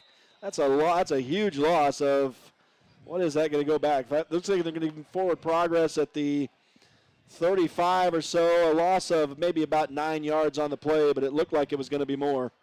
And now a timeout, Juan Diego, with half a minute to go in this first half. 33-6 is the score in favor of San Juan. And that defensive play right there, that is Coach Bowering over there, the defensive coordinator for the Broncos, saying, okay, you're going to give me for roughing the passer, well, we're going to come after you with all my guns. And Zach's just untouched on the way in there, and Zach's so quick anyways and such a stud at tackling, he's able to just bring down that quarterback, and the quarterback has no chance. And that's his first sack of the season, by the way. Jayton Knight has 2 tonight, so 5 on the year. You see a lot more Zach playing that outside backer, playing the coverage, playing the read. You don't see him a lot this year. We've only played one game, obviously, but playing that defensive end and blitzing coming up from that outside back position. And that time, I think that was Coach Bowering saying, okay, we'll come after you. That'll strike fear in the hearts of whoever has a football in the backfield if you see Zach Conway coming at you on defense at full speed.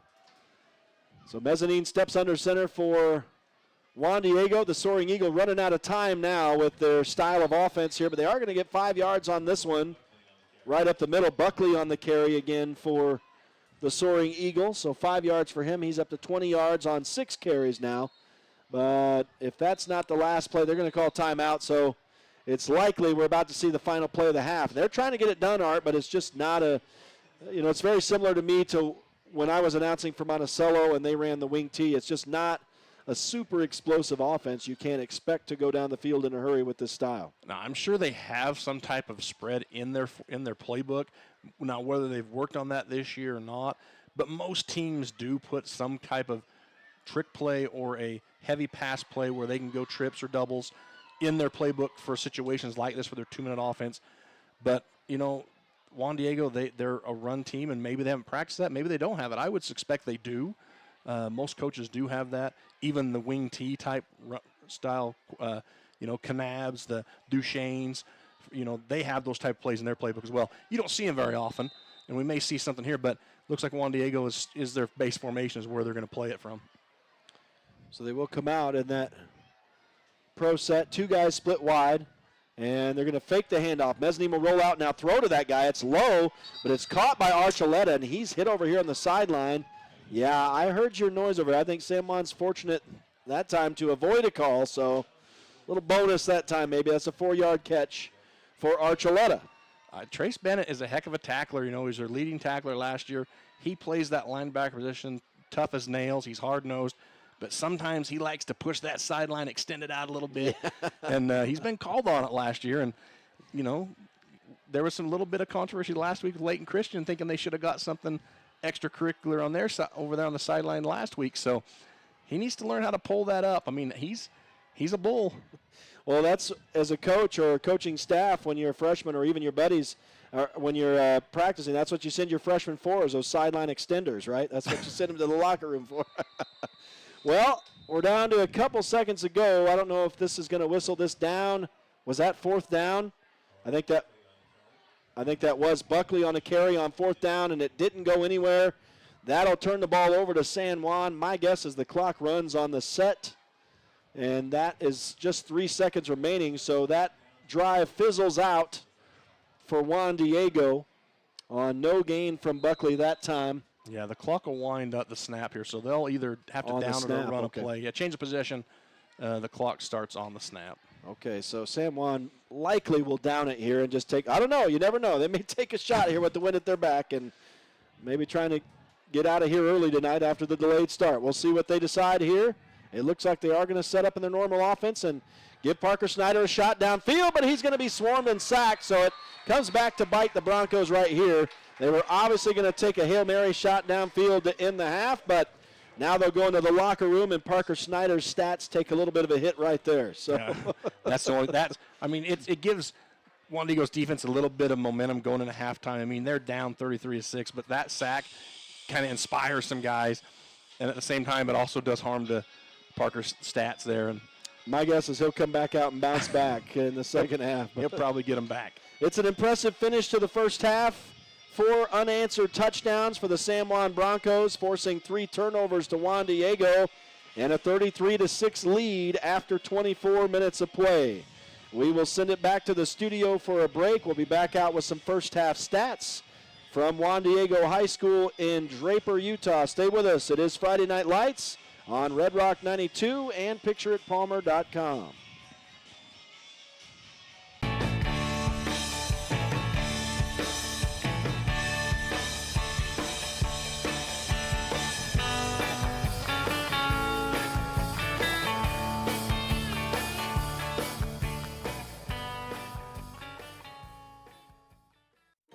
In 1957, Lyle and Clea Johnson founded Lyle Northern Electric.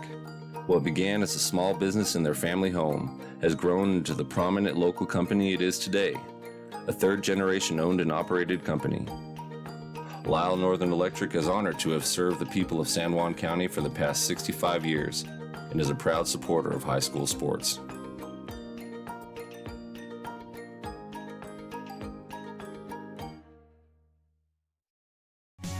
Blue Mountain Hospital, we're thrilled to welcome Cade Lyman, Dane Lyman, and Brian Kirk, joining our unparalleled team of healthcare professionals. Blue Mountain Hospital has been setting the standard for rural hospitals since 2009. With a changing economy and advancing technology, it's time that marketing and selling of real estate in San Juan County catches up. Four Corners Homes and Property Management is changing the game. Every Four Corners Homes listing includes 3D mapping and virtual tours, professional photos, a digital and global 21st century footprint, and marketing exposure that makes it easy for buyers to find and identify what makes your listing unique. Marketing and exposure sells real estate, and if you want the best, you need Four Corners Homes on your team. Find us at fourcornershomes.net or call 801-404-0058. San Juan Credit Union. Your money, your future, your credit union. We have branches available in Blanding, Monticello, and Bluff. Come on down and see us.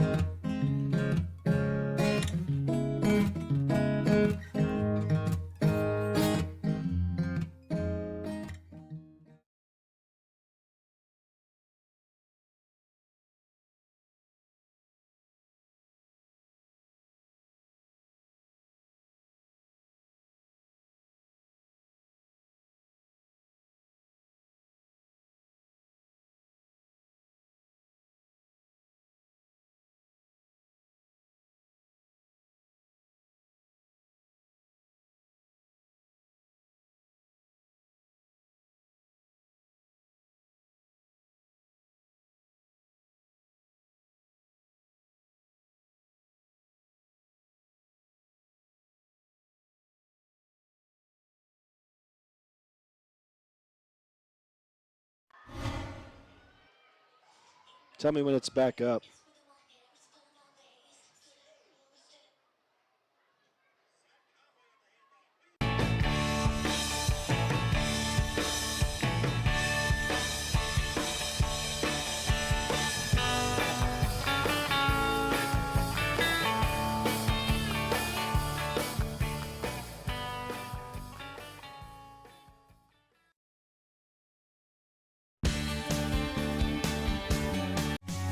Blue Mountain Hospital, we're thrilled to welcome Cade Lyman, Dane Lyman, and Brian Kirk, joining our unparalleled team of healthcare professionals. Blue Mountain Hospital has been setting the standard for rural hospitals since 2009.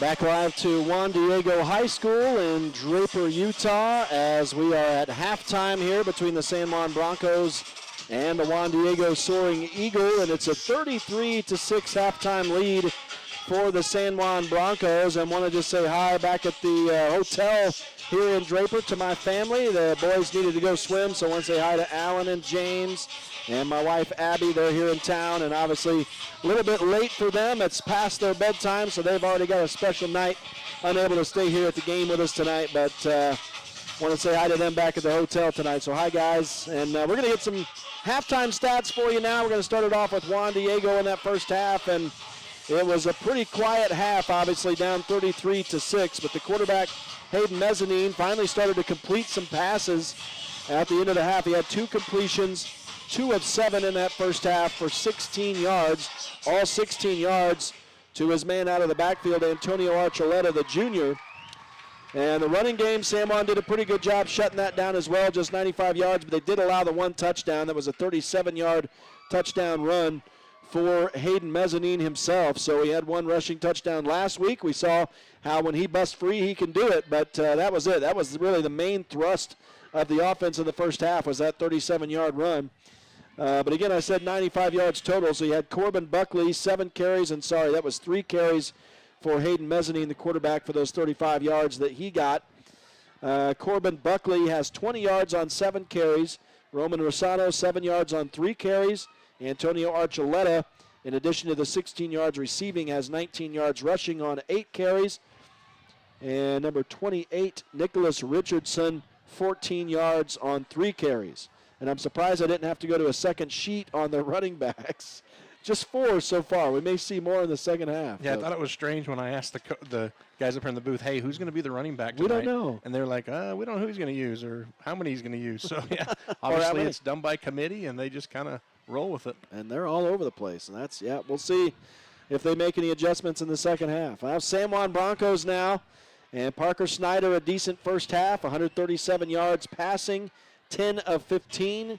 And the 1 touchdown, he did throw the 1 interception, but that was a freak interception that went off the back of somebody's heel and bounced, 20 feet in the air and gave somebody for Juan Diego about 5 seconds to run under that thing. That was just the weirdest bounce ever. And so that interception was kind of freak, but he answered with a touchdown a couple passes later. Parker Snyder also has 76 yards rushing. It would have been better without the 7-yard sack there at the end of the first half, but 76 yards rushing on 8 carries, and he does have 1 rushing touchdown.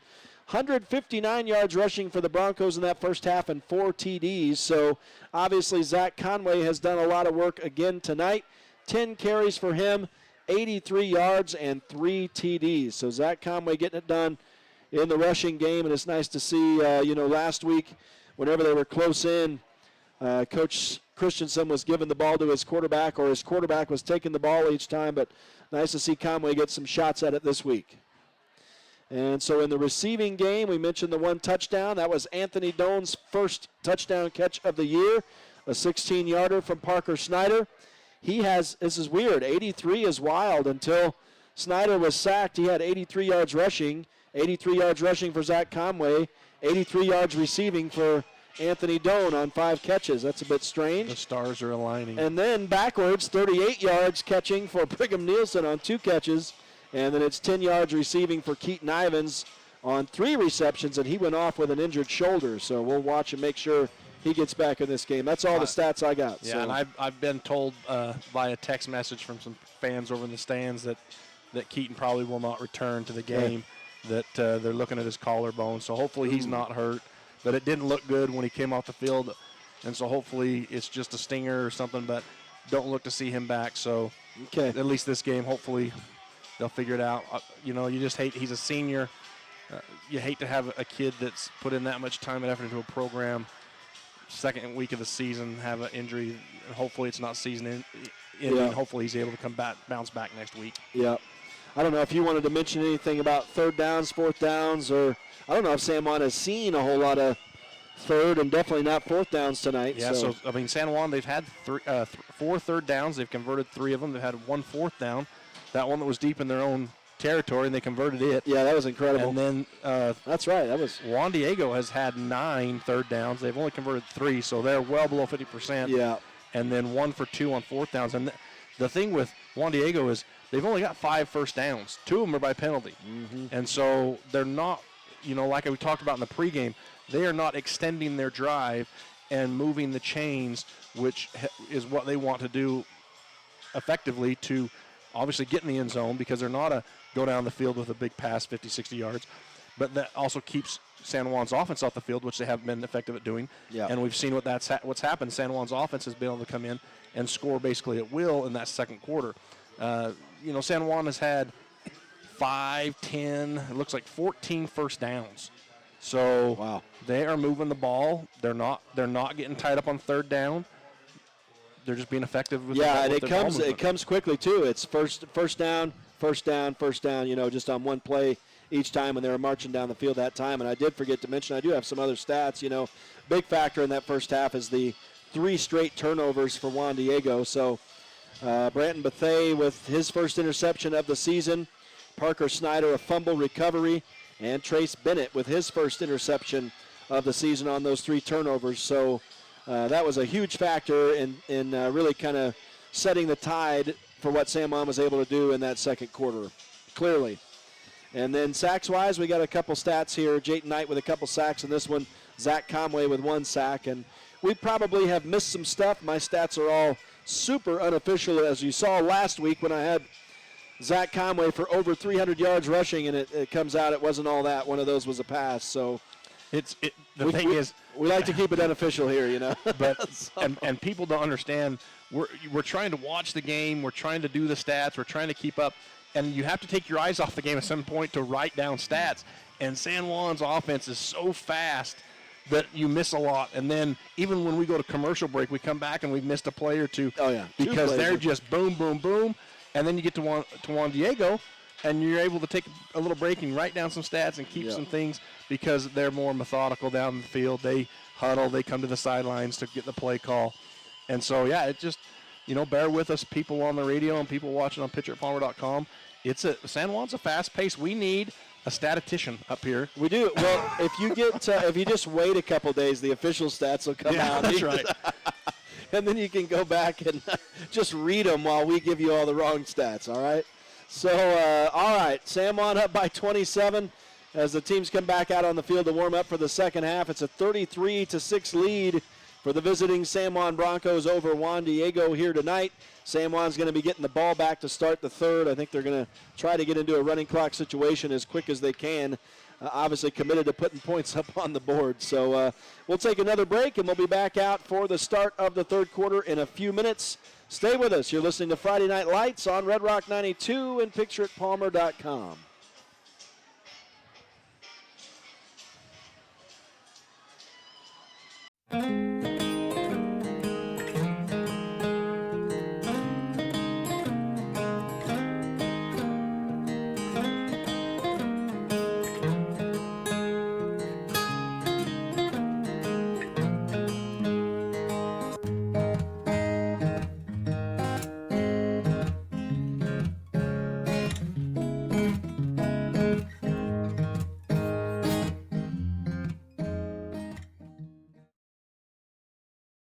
Hello, my name is Sam Arongwa. I am a professor at Utah State University here in Blanding campus. I am passionate about prevention. It is vital that we teach and help children and their families by teaching the importance of healthy brains, family time, school time, active time, and family culture. We are helping to protect against and lowering the risk of youth substance misuse and suicide. It takes a community to raise a child. Prevention is about building relationships. We can work together to strengthen one another and help keep San Juan County an amazing place to educate and raise strong families. I know that we can do this. Let's do this. In 1957, Lyle and Clea Johnson founded Lyle Northern Electric. What began as a small business in their family home has grown into the prominent local company it is today, a third-generation owned and operated company. Lyle Northern Electric is honored to have served the people of San Juan County for the past 65 years and is a proud supporter of high school sports.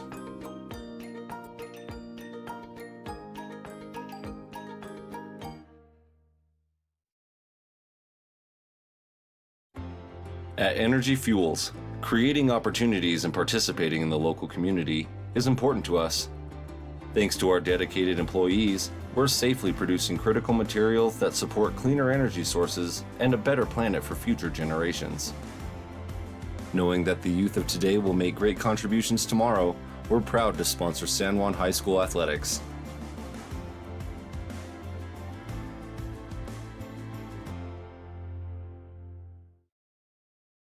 Compared to the vocational schools of the past, today's career and technical education courses span nearly every industry, including health science, business, digital arts, and computer science. CTE students learn valuable, real-world technical skills with a solid academic foundation while exploring career options or pursuing their passions. Did you know San Juan School District offers 19 CTE pathways for secondary students?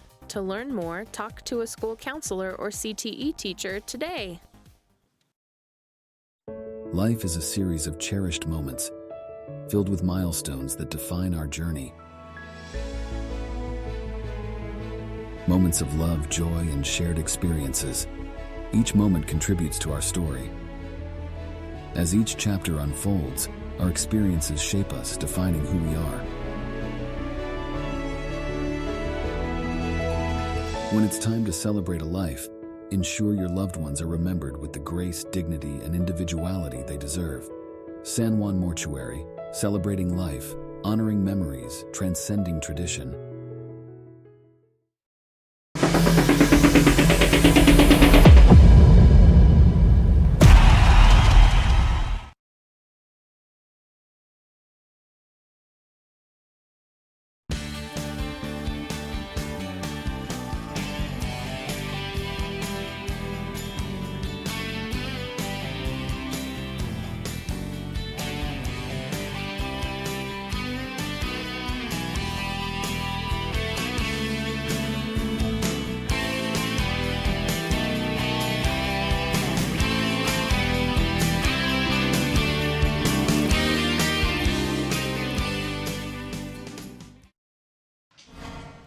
Back live to Juan Diego High School in Draper, Utah. The site of our Friday Night Lights matchup tonight on Red Rock 92 and pictureitpalmer.com as we get set to start the second half now. It's a 33-6 lead for the San Juan Broncos. And they will be getting the ball here on the kick. Little classic little rock Rolling here. Stones. Yeah. Red Rock 92 fans know about that. So the unfortunate thing is it doesn't really translate over the cell. So you might be able to hear it if you're on Picture at Palmer, but unfortunately on the radio it's tough when you have ambient sound. It doesn't work out too well. But, wow, they ran that music right up to the point of kickoff, and this is going to be the first kick return tonight for San Juan, and Zach Conway fakes the reverse, and he's going to cut it up the left side, and he broke a couple tackles. Now he's going to be swarmed around the 30, and that's a decent return for San Juan, and they have got the wind in their face again here in this third quarter. And let me tell you, that wind is still blowing. It's changed direction slightly. It's now out of the south-southwest, but it is still pumping that American flag in the north end zone straight out from the pole. So it will be a factor again for this San Juan offense as they come out trying to get above a 35-point lead here and make this clock run. 33-6 as we open the quarter. It's 11:48 left now in this third frame, so 12 seconds in.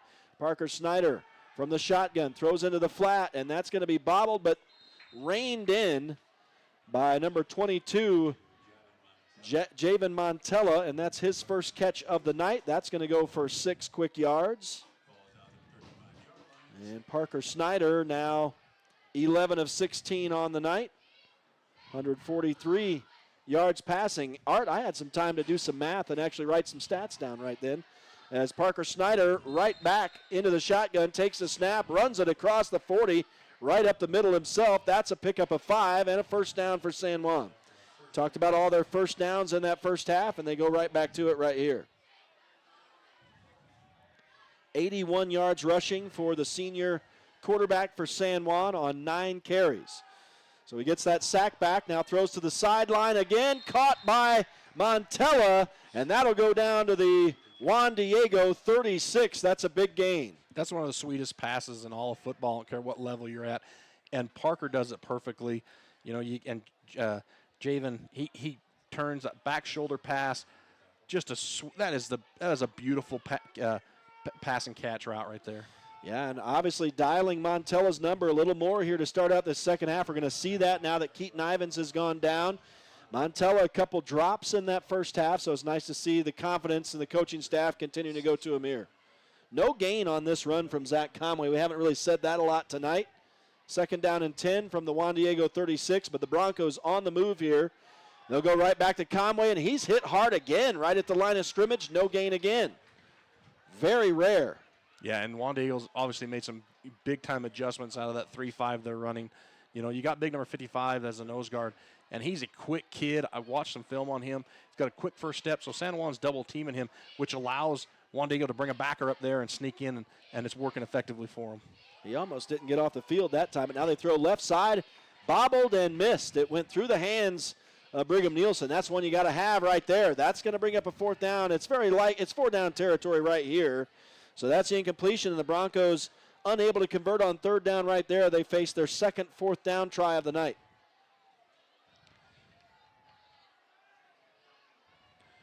And they will, Parker Snyder drops back, throws to the right side, nearly picked, knocked away, incomplete. And that is going to be the first turnover on downs against San Juan tonight, as they are unable to convert on 4th down. And those are those little things, those little momentum builders that Juan Diego's looking for. They're excited now. They get some big stops on the run game. They get a turnover on downs, and we'll see if that translates over their offense where they can come out and put together a drive. On the flip side of that, San Juan's defense now has to answer that.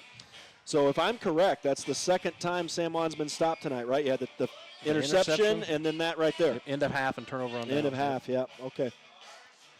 So technically the 2nd stop tonight for Juan Diego, not including the time expiring on the first half. So we'll see Mezzanine under center again as he sends a man in motion. The Juan Diego offense back out on the field.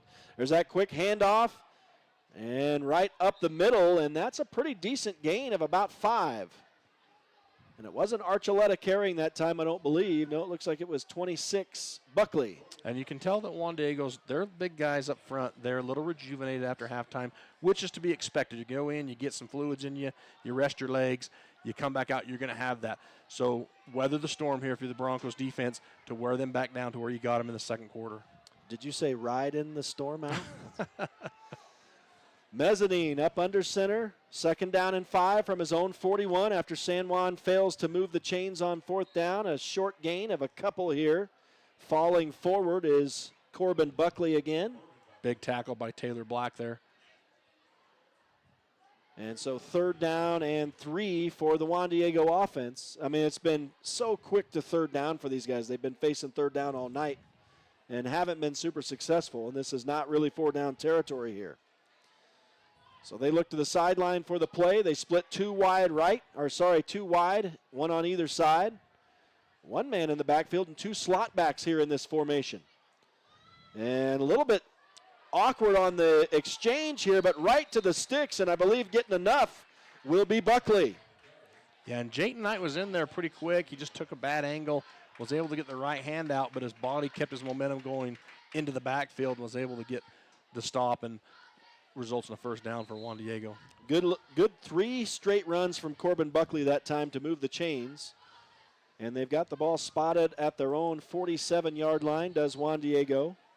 This is not a quick offense, obviously. A lot of time going off the clock. Someone's called timeout here.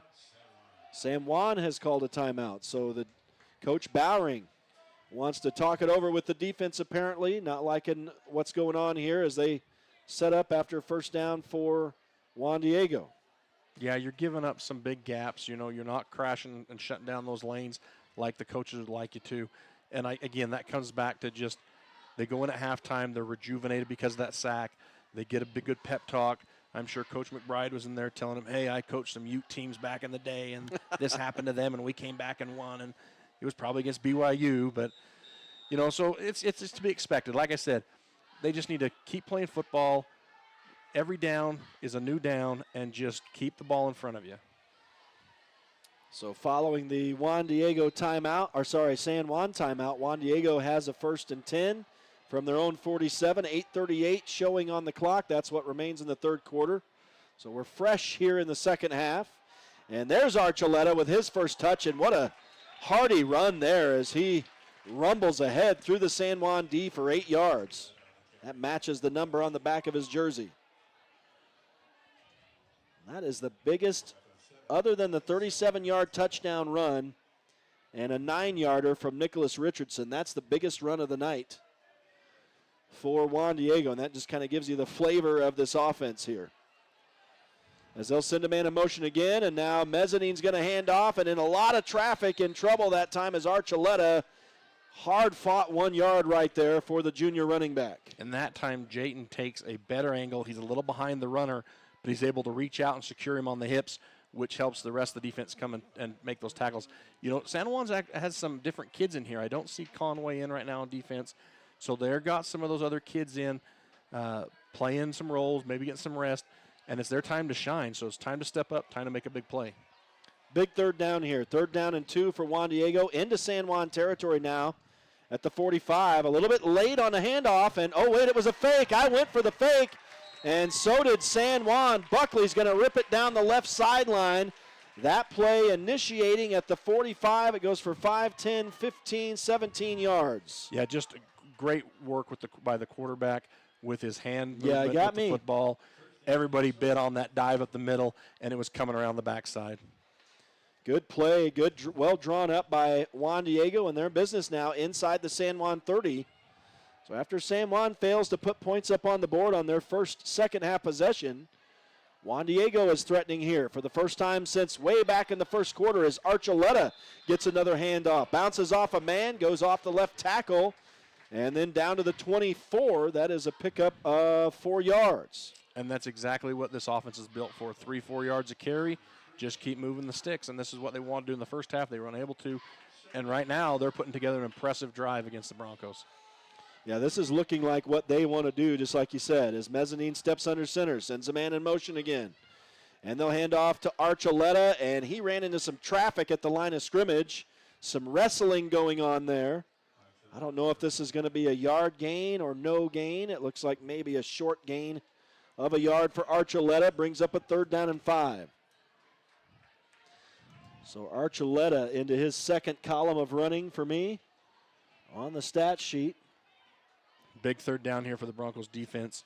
You've got to get your defense. You know, it's obviously 4-down territory, so you got 2 downs here. You can't let them extend that into 4 or 5 more downs or a touchdown. You've got to get off the field in 2.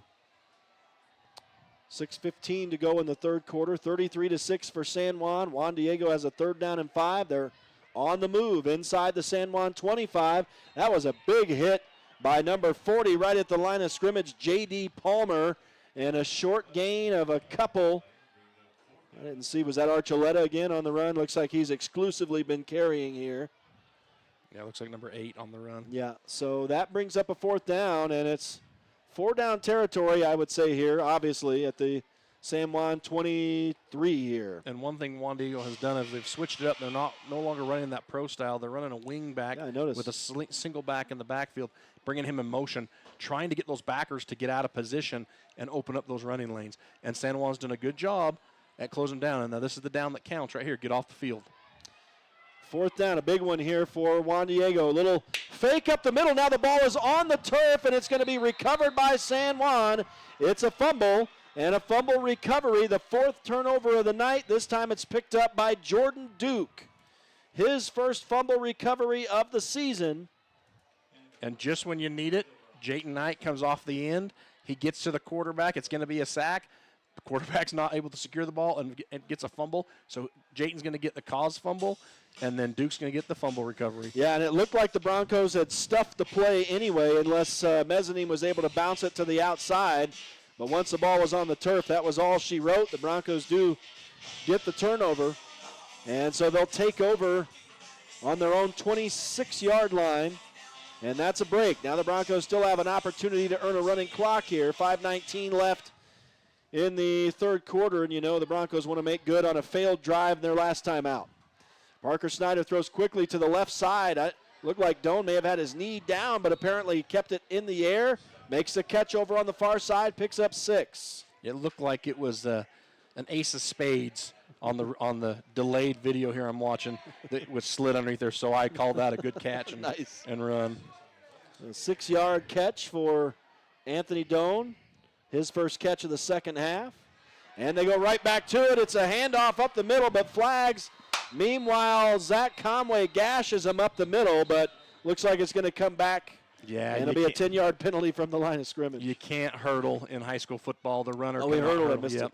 Yeah, So- we remember that happened in Blanding a couple years ago, and it was a beautiful picture in the San Juan record, but the play didn't count. Yeah, it's just a rule. It's just to protect the offensive player, so when they leave their feet to hurdle, they don't get hit up in the air and come down. And so that's going to be the call here. Now they're talking about it to see if maybe the guy was on the ground. Because if the guy's on the ground, you can step over him. Well, I missed one of the most explosive plays of the night then. I'm looking down at my stat sheet. Yeah, that was I got to give credit where credit's due. That was a beauty shot from Richard Kerr a couple years ago with a hurdle.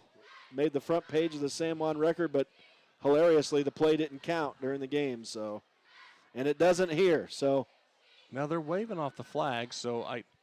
But they marked off something. Were there 2 fouls? It is a 10-yard must have been. penalty. There was 2 flags down, so 10-yard penalty. So maybe a hold. I'm not sure. So I got to think they're calling the hurdling. 2nd and 14 at any rate, whatever happens. So replay 2nd down. Parker Snyder in the shotgun as they spread it out. 2 wide right, 1 to the left. 2 men in the backfield with Snyder. And he'll hand off to one of them. That's got to be Zach Conway. Give him another shot at it. And he hits a man hard over on the far side. Early whistle, it sounded like to me before he got out of bounds. But he's right at the stick. Pick up a 14.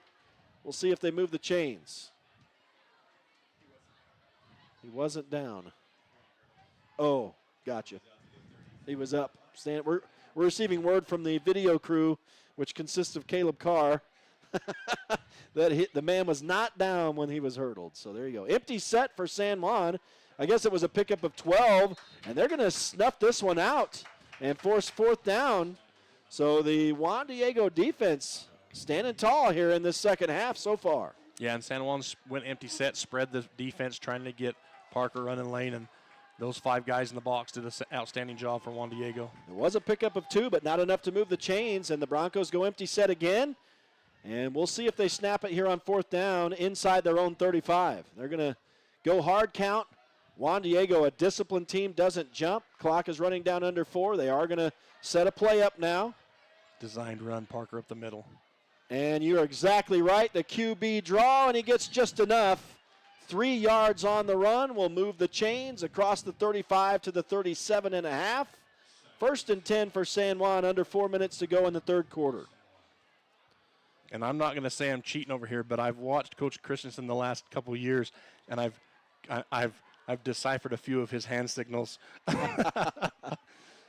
Yeah, we can't let that go out over the air, I guess. So 1st and 10 for San Juan. And the snap into the shotgun for Snyder. He hands off. I don't know if this is not Zach Conway. Who's running that? It's going to be Trace Bennett. Looks like Trace Bennett. So Bennett may get his first carry of the night to the tune of 5 yards or so. Indeed, Trace Bennett. I've actually got him typed into my sheet now, so he's an existing running back, and a quick 5-yard carry for him. Makes it 2nd down and 5. Ball at the 43 for San Juan. And they'll hand off to Bennett again, and this time he's thrown off balance at the line of scrimmage somehow. Someone may have caught his shoelace, and then he was wrapped up and brought down back at the line of scrimmage. No gain.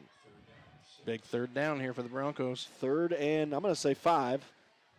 Oh, the down marker hasn't moved. It is 3rd and 6. So the Broncos have a little bit more than 5 yards to gain here. Big 3rd down. Snap is low. Snyder fishes it out. On the run, a pump fake. Now he loses the ball, and it's going to be the 2nd turnover of the night for San Juan, as that was a fumble by Parker Snyder. Forward pass. Forward pass. Are you Yep. okay? So they rule a forward pass. All right. So it came out of his hand forward, and that's going to be a forward pass, whether it's a pitch or overhand. It's a forward pass. San Juan gets a big break there. I know Juan Diego fans are not happy with that call, but that's the right call. And I'm not saying that just because we're from San Juan County. So it will be a 4th down. So the Broncos another attempt on 4th down here. Not quite to midfield. And Snyder takes a snap in the shotgun. Throws to Zach Conway out of the backfield. He's wide open. Makes a move. Down the sideline he goes. Finally knocked out of bounds at the 27. That play initiating at the Bronco 42. That's a big gain. So let's see. 5, 10, 15, 20, 25, 29 and then plus 31, 2. That's a 32-yard pass to Zach Conway out of the backfield. And we're going to get a timeout by Juan Diego. I think they're tired of that. I don't know how you don't pick up Zach out wide of the open. backfield. You said that in the pregame. Someone's going to be on him all night. Yeah, he was obviously open. Comes out of his running back position. He floats left. He comes around on a little wheel route, and there's no one there, and he just able to make that catch. And once he gets a full head of steam, you know, you're going to take some punishment when you bring him down, and ultimately they bring him down because they run him out of bounds. Yeah. Yeah, he made a good move over there, and I saw somebody's shoes come off, and, yeah, that was a good run. Once he's out in open field, he's tough to bring down, that's for sure. So a big gain down to the Juan Diego 26 is where they officially spot it. 1st and 10, obviously, for San Juan as they're on the move. Already up 33-6. One more score will make this a running clock finish. 2:16 to go in the third quarter. Friday Night Lights on Red Rock 92 and PictureItPalmer.com is brought to you in part tonight by Knowles Home Furnishings, Abajo Adventures, Red's Ace Hardware, Southeastern Utah 7-Eleven stores, Blue Mountain Hospital, Primary Residential Mortgage, Monson's Quality Meat Processing, Four Corners Electric, San Juan School District Adult Education, Jones and DeMille Engineering, Bradford Tire, San Juan Counseling, Lee Collision Repair and Restoration, and Pick-A-Stitch Embroidery and Apparel. And a huge thanks to all the sponsors who make the broadcast possible on Red Rock 92 and PictureItPalmer.com all season long.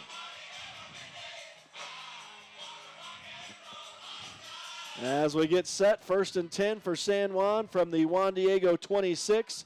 Snyder takes a snap, throws over the middle, complete to Brigham Nielsen. And he's down just inside the 20-yard line, so the Broncos move into the red zone on a 7-yard pass play.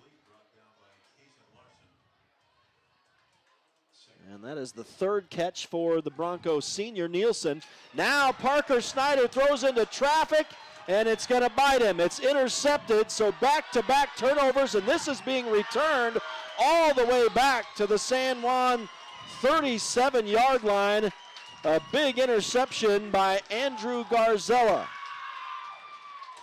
Boy, the Broncos were about to punch it in, but no dice. There is a flag down on our sideline over here.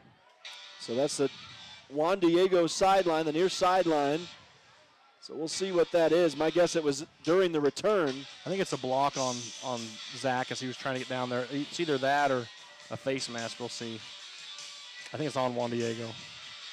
Yeah, block in the back, so the return won't be as amazing as it was, but an interception nonetheless for Andrew Garzella, and the Broncos lose another opportunity to make this a running clock. So Juan Diego hanging in with some strong defense here in this second half. Yeah, and Juan Diego's defensive back, he watched that ball all the way in. He knew exactly where Parker wanted to go with that ball, and he was right there in that pass lane. Parker, because he's rolling out, just doesn't able to see him down there. He kind of blends in, and it's just a bad throw. So 1st and 10 for Juan Diego. It goes back on the Soaring Eagle side of midfield to the 49, and Mezzanine hands off on first down, short gain of a yard for Archuleta. So tough situation here these last couple series for San Juan, resulting in back-to-back turnovers, but Juan Diego hasn't made them pay yet.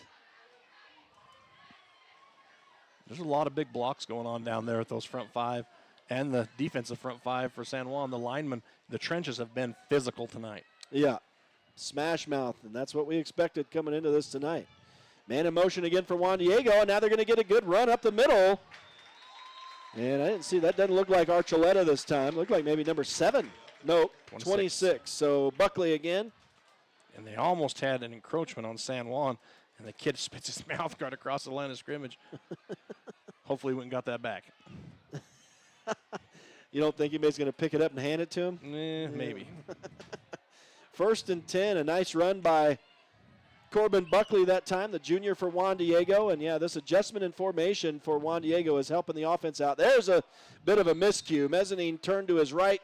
Nobody there to hand it off to, so he just takes a knee in traffic there, and that's going to be a loss of a couple. Yeah, smart, You know, that's a smart reaction by the quarterback there. Obviously, the play's broken up. His running back not there. They both went opposite directions. And rather than take a sack or even take less yards on a sack, he just goes down. And good recognition by the Broncos, too, who are coming hot and heavy to not pile in there and get an unsportsmanlike. Yeah, and obviously if you're Hayden Mezzanine, you obviously avoid a turnover right there as well. So that's how the third quarter is going to end. Time expires. It is still a 33-6 lead for San Juan. No points scored in that third quarter. San Juan a couple turnovers against. Juan Diego defense standing tall here in this third quarter. So we head to the fourth quarter. 33-6 in favor of the San Juan Broncos here at Juan Diego High School in Draper. We'll be back out here for the final frame. Stay with us. It is Friday Night Lights on Red Rock 92 and PictureItPalmer.com.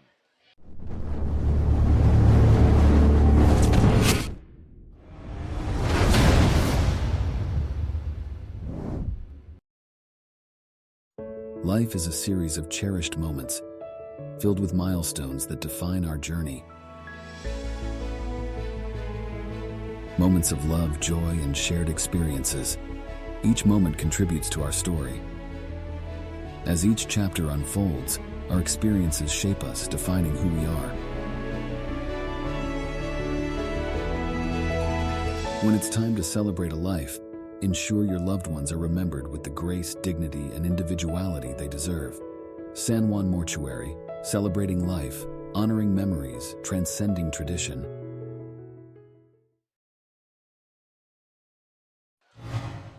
Tell me what happened on that play. Run up the middle, number 23. Somebody picked up two.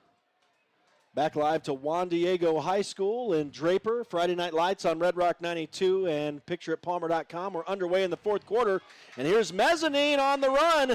Down inside the 20 to the 10-yard line. He's going to be finally knocked down around the 11. So a good run, but a flag down on the near side. And, man, I tell you what, long plays have been few and far between for Juan Diego. And, man, it hurts if you're the Juan Diego offense and you finally get one, but it's a penalty flag down.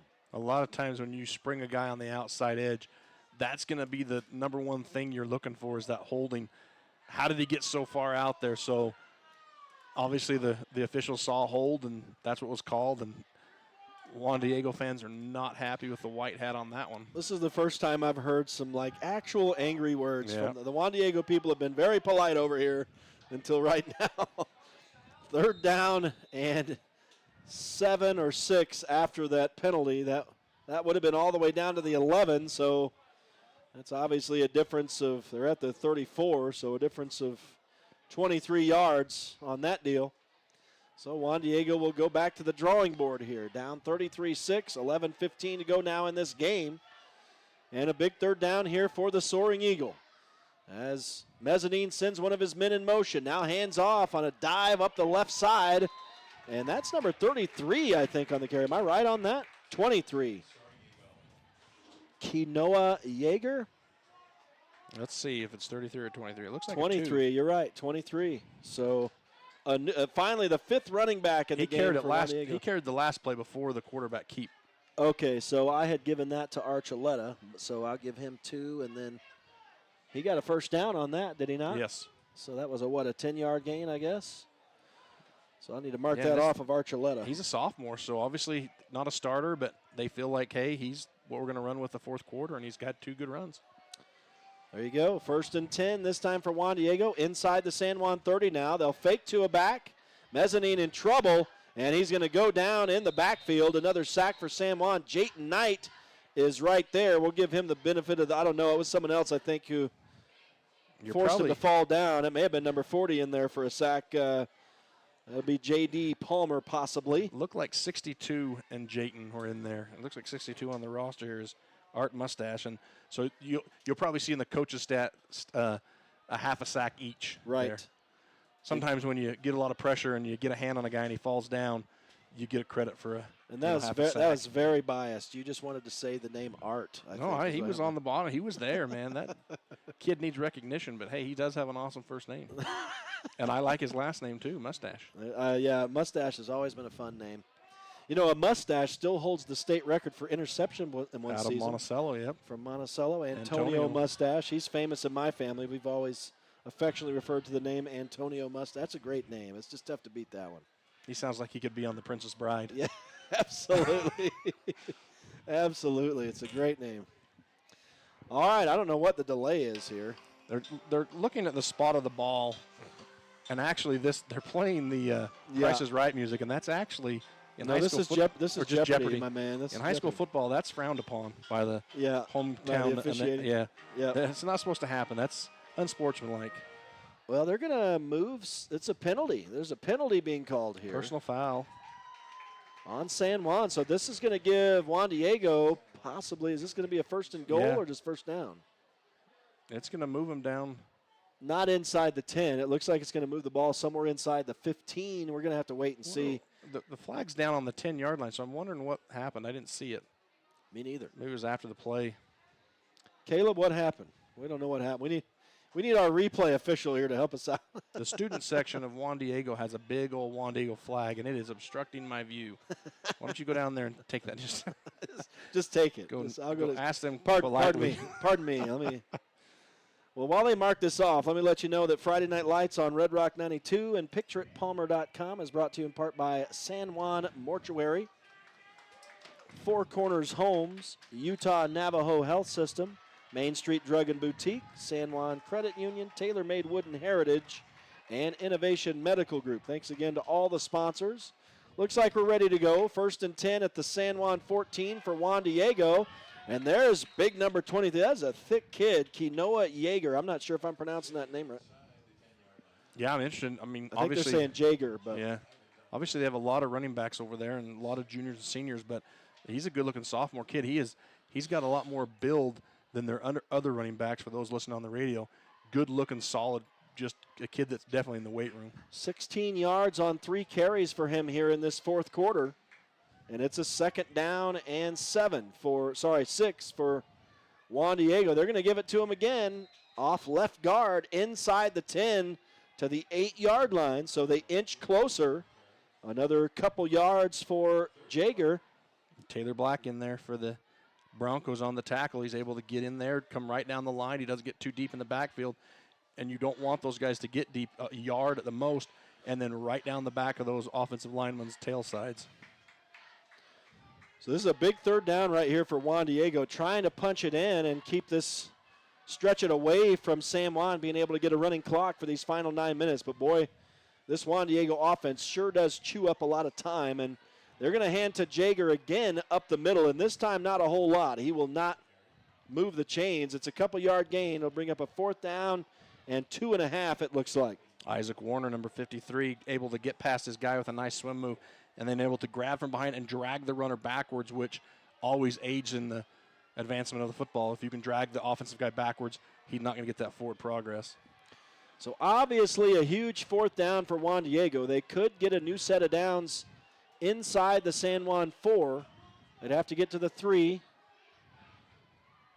And they're taking their time calling this play. They are in formation, and looks like Mezzanine right now just looking at his armband for the play. And he'll now set up under center. Fakes the handoff, throws to the end zone, incomplete. Intended for Buckley, and that will be a turnover on down. So a disappointing finish for Juan Diego on a drive that had taken him down the field, and that was the first time they'd really threatened in a while. And that was who for the Broncos running off the field here? If I can see a number. One of their cornerbacks does a great job, and I know some of the fans down here were arguing that what about a pass interference call there? But in high school football, like we've said, you can face guard. That's no longer have to turn back and locate the ball in high school football. You can face guard. You just can't get into the runner. You can't impede their progress. You can face guard all day, and that's exactly what happened by the San Juan defender. And he's successful in just watching the receiver's eyes and getting his hands up in his face.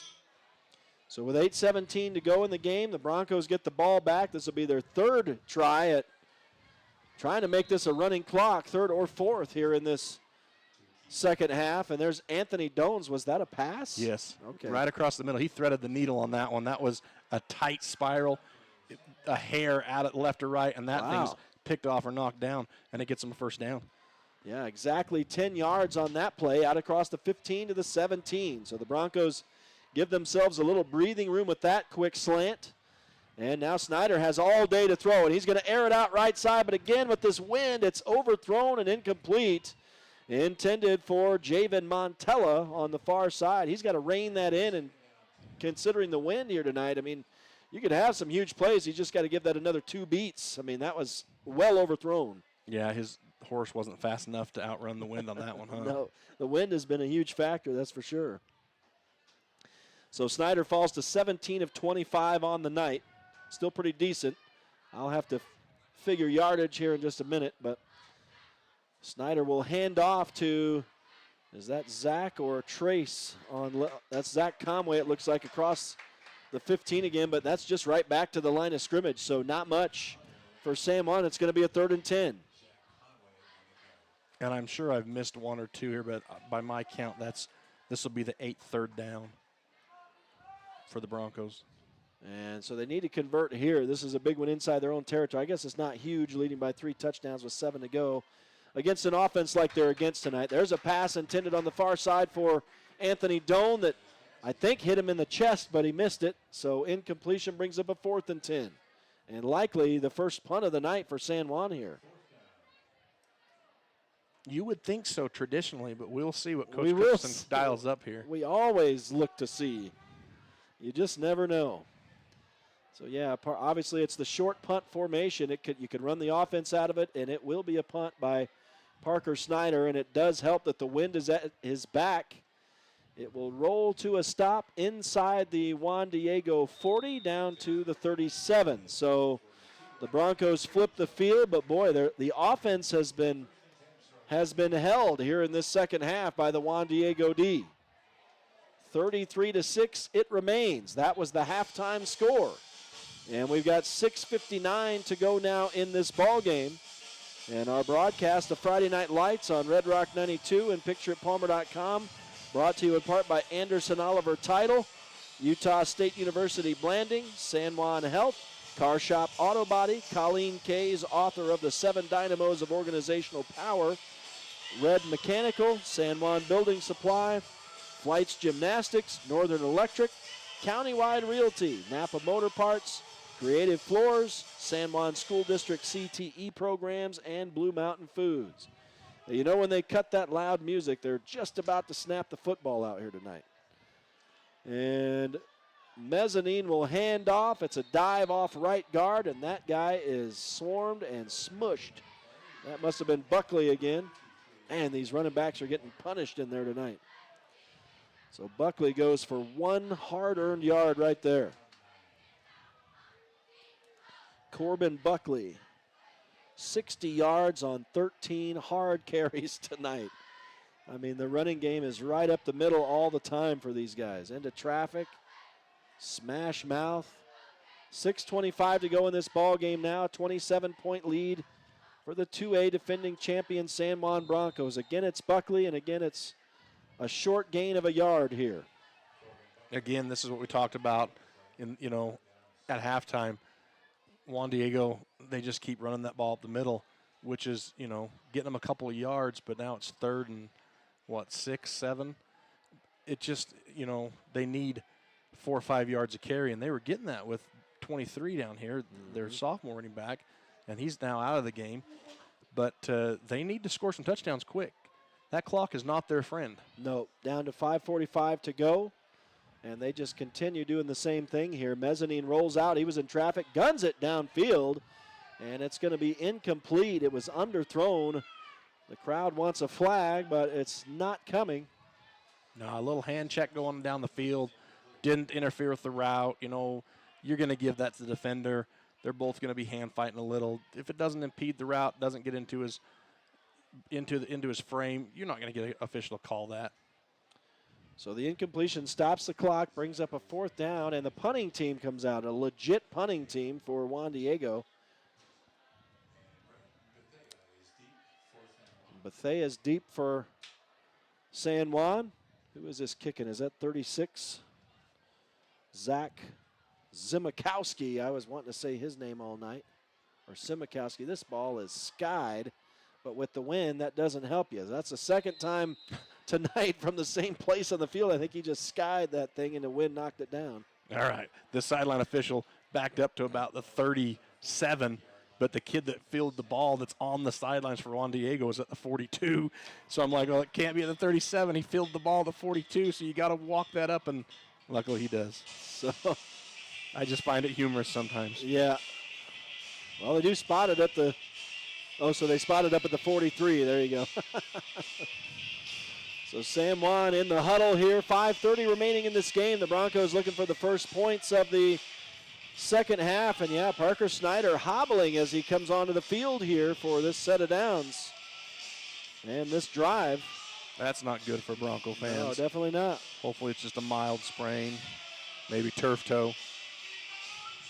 Starting at their own 43-yard line. We'll see what Parker Snyder can do. He looks to the right, throws to the right. It's caught by Montella, and that'll be a quick 7 yards for the Broncos right to midfield. Yeah, Parker's really yeah, it doesn't look good. Limping here, so we'll see. We're going to see Jayton Knight come in. I was going to say, I wonder if he forced Coach Christensen to let him out right there, and now they'll pull him. Hopefully it's nothing too serious. That'd be a big blow for the Broncos. So Jayton Knight comes into the ball game here with under 5 minutes to go. A little bobble on the snap, but he gets it handed off to Zach Conway. Conway busts free down the right sideline. He's gone. Touchdown, San Juan. That's a 50-yard touchdown run for the Broncos senior. And the biggest run of the night. And his 4th touchdown run of the night and his 6th of the season. 145 yards rushing for Zach Conway here tonight. And isn't it nice to have a running back like Zach Conway, your quarterback, gets banged up a little bit, he goes out, and you really just need someone to hand the ball off. I mean, the snap was a little bobble. Almost didn't get it, but he got it. He hands it to Conway, and Conway just goes to work. Conway was almost past him by the time he handed it off, but he got it. So Jayton Knight comes in to relieve Parker Snyder, and now the Broncos, that makes it 40-6. So still, that doesn't give them the running clock. 34-point difference, so they're 1 point off. So it's going to be an honest finish in this one. My guess is that if Juan Diego can put together a little bit of a drive at all, they might use the whole remainder of this clock. 40-6 for San Juan. 4:45 left in this game now. And I haven't said nothing all game because after last year, I'm afraid of jinxing this team and saying stuff. But a lot of the pundits out there that make these Facebook and Instagram and Twitter pages that follow Utah high school football, there's 4 or 5 out there. A lot of them had this game as being upset alert. San Juan could get upset. Is the streak going to be over?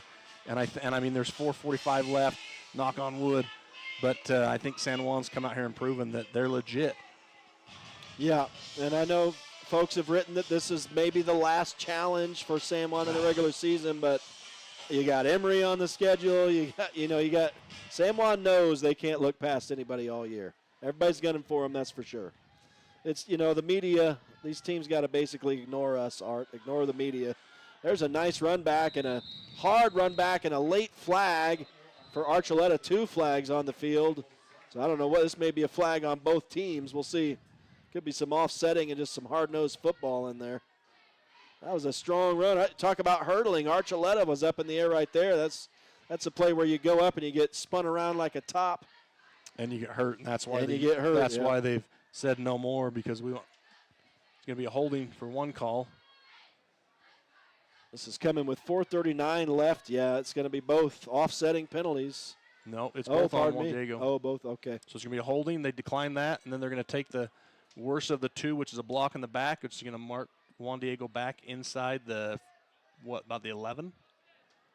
Yeah, is that a half the distance? Or, yeah, way back around the 10, 11-yard line for Juan Diego. So, a team like San Juan comes in and kind of can take you off your discipline a little bit. And Juan Diego is, for a disciplined team, I know that they're going to go back to the drawing board, and Coach James is going to work with them on it. It's not been the most disciplined effort for Juan Diego here tonight. We got Art consulting the rule book over here. We know we're in trouble. Guess what? It's a run right up the middle here, and not much doing. gang tackle for San Juan. Looks like it's Buckley again on the carry for Juan Diego. Well, I think I'm right here, but I only have 5 penalties against Juan Diego and 7 against the Broncos. So Broncos definitely ahead in the penalty, but also ahead on the scoreboard. So that's right. And there have been some declined and some, right, waved off. So right. Well, a short gain. It's the way it's been all night for Juan Diego on these runs up the gut. San Juan has bent but not broken except for once. And now Mezzanine is going to get to the outside, but they're going to get to him. Keep him contained, and Palmer sacks him back there in the backfield. That'll be a loss of 5 or 6 on that play. Is that his second sack tonight or first? I think it's a second. Let's see. I've got to consult my. I know he's put some pressure on the quarterback. No, that's just his first. Well, he's been in there a couple times, but able to corral the quarterback this time. Big third down for the Eagle. Eagle? It is the soaring eagle. Okay. I think you got to say soaring. Soaring It eagle. doesn't work if you just say the Eagle. But it is kind of weird. We got 2 Juans in this game, and the Broncos played the Eagles last week and the soaring eagle this week. And there's a little, I was trying to set up a wide receiver screen of some sort over here, but it doesn't really work. The pass is complete, but for a short gain. And here's a guy we really haven't called all night, and he was one of the targets last week, Peyton McCormick, the receiver for Juan Diego. That gets back to the original line of scrimmage, so maybe a pickup of 4 on that pitch and catch, and that's just the 3rd completion now tonight for Hayden Mezzanine. And Jagger Neves out there to sniff that out. That was a good-looking route if he could have got some space, but Jagger just closed faster than he could get open and was able to bring him down. Nice open field tackle by Neves. I slurred my tackle. I wondered. I have not been I like drinking. an open field tacker, I tell you. Well, this is a punt from the goal line here. Now this kid gets a chance to air one out. This is going to be returned by San Juan. It's Bethea. Oh, and he's grabbed up high. And that'll stop his progress instantly. But, boy, San Juan's going to get the ball at the Juan Diego 31 here. My guess is we're going to see some JV fellas come in here to finish this thing off with 2:19 to go, up 40-6. They were scheduled to play a JV game, I believe, Monday or Tuesday with Juan Diego, or a C-team game or something, and Juan Diego canceled on them, said they didn't have enough players. It looks like they got, 40-something players down here, huh? A lot of these guys haven't got in this game. They probably could have played a JV game, but that's up to coaches. Sometimes don't like to play those before a varsity game just in case you need those varsity players. And especially against a team like San Juan coming to town, want to have a shot at that big upset. And here goes Jayton Knight, drawing his own number, and he goes right up the middle. He's going to pick up 12 and a first down inside the Juan Diego 20 on a nice run. And Jayton is a big physical quarterback. He reminds me of like a Dan Marino-sized quarterback just by his build. But what I don't like is he reminds me of a Randall Cunningham on how he holds that ball clear out here to his Loaf side. of bread. And I mean, tuck that ball up high and tight, kid. Yeah, he'll learn. That obviously needs to be coached. And we'll see what they do. He moves the chains right there. 1st and 10 in the red zone now of the Soaring Eagle. 100 seconds remaining in this game. The Broncos up by 34, 40-6. Knight will hand off to J.D. Palmer, who's come in to fill in the running back position. He rumbles it down to the 15. That's a pickup of 4 yards for J.D. Palmer. They got some Jayton and J.D. These kids both, are juniors, I believe. Let me see. Is J.D. a junior? Yeah. I mean, is Jayton a junior? J.D. and Jayton are both juniors, and so good-looking kid at backup running back and quarterback who on most teams would be starters. Yeah. Well, they're going to let some time go here. I know these JV guys don't like that. Look at Jayton. Come on, can I snap the ball, Coach? Let's go. Oh, they're just going to go into victory formation here. So, Jayton, these boys are like, Coach, come on. We waited all game. And Coach is like, yeah, we're not going to act like idiots down here in the last couple seconds of the game. And that goes back to, I had a coach that when I first became head coach, Coach John Dow, who's passed away now, he come to my house and he was giving me some advice. And he said, listen, if you ever get up big, you don't want to run the score up because the next year you may not be as good, and you don't want that to happen to you. You want that to be the memory that, hey, You respected us, we'll respect you. Some good sound advice from a great coach and great friend. But good job by Coach Christensen over there and doing the right thing and just down the ball, getting out of here without no injuries. Well, it's 27 in a row, 2-0 for the Broncos to start this season as they win it 40-6. It's officially in the books now. And they handled Juan Diego fairly convincingly here tonight after a bit of a slow first half, or a slow first quarter, I should say. Good second quarter. San Juan obviously helped out by a bunch of turnovers and by Juan Diego, and we're going to send Art down to the field into that mass of bodies, sweaty bodies down there, see if he can pull Coach Christensen up here for a conversation for us. We'll take a break after the Broncos win it 40-6 here tonight over Juan Diego to move to 2-0 on the year and 27 wins in a row for Coach Christensen's San Juan Broncos. A couple of tough breaks. We had Keaton Ivins go down tonight, and Parker Snyder was limping at the end of the game, so that'll be a story we're going to have to pay attention to.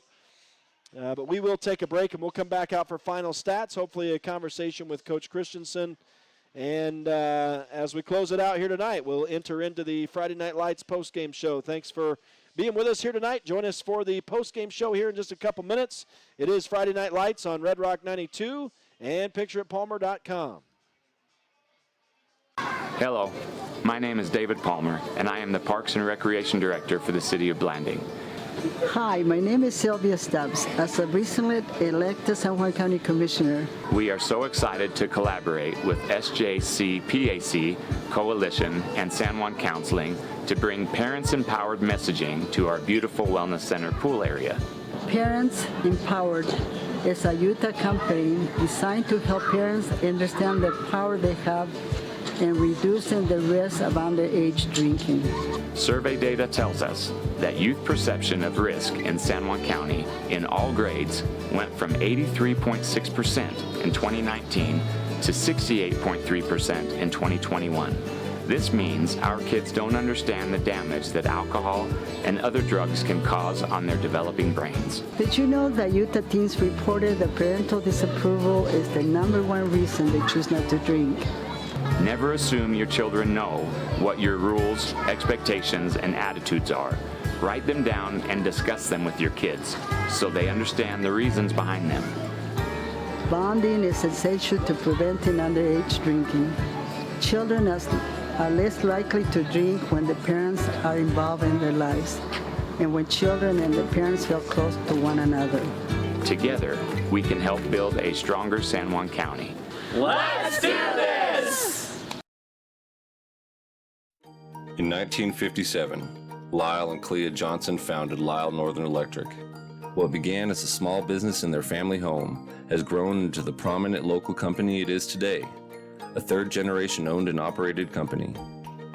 Lyle Northern Electric is honored to have served the people of San Juan County for the past 65 years and is a proud supporter of high school sports.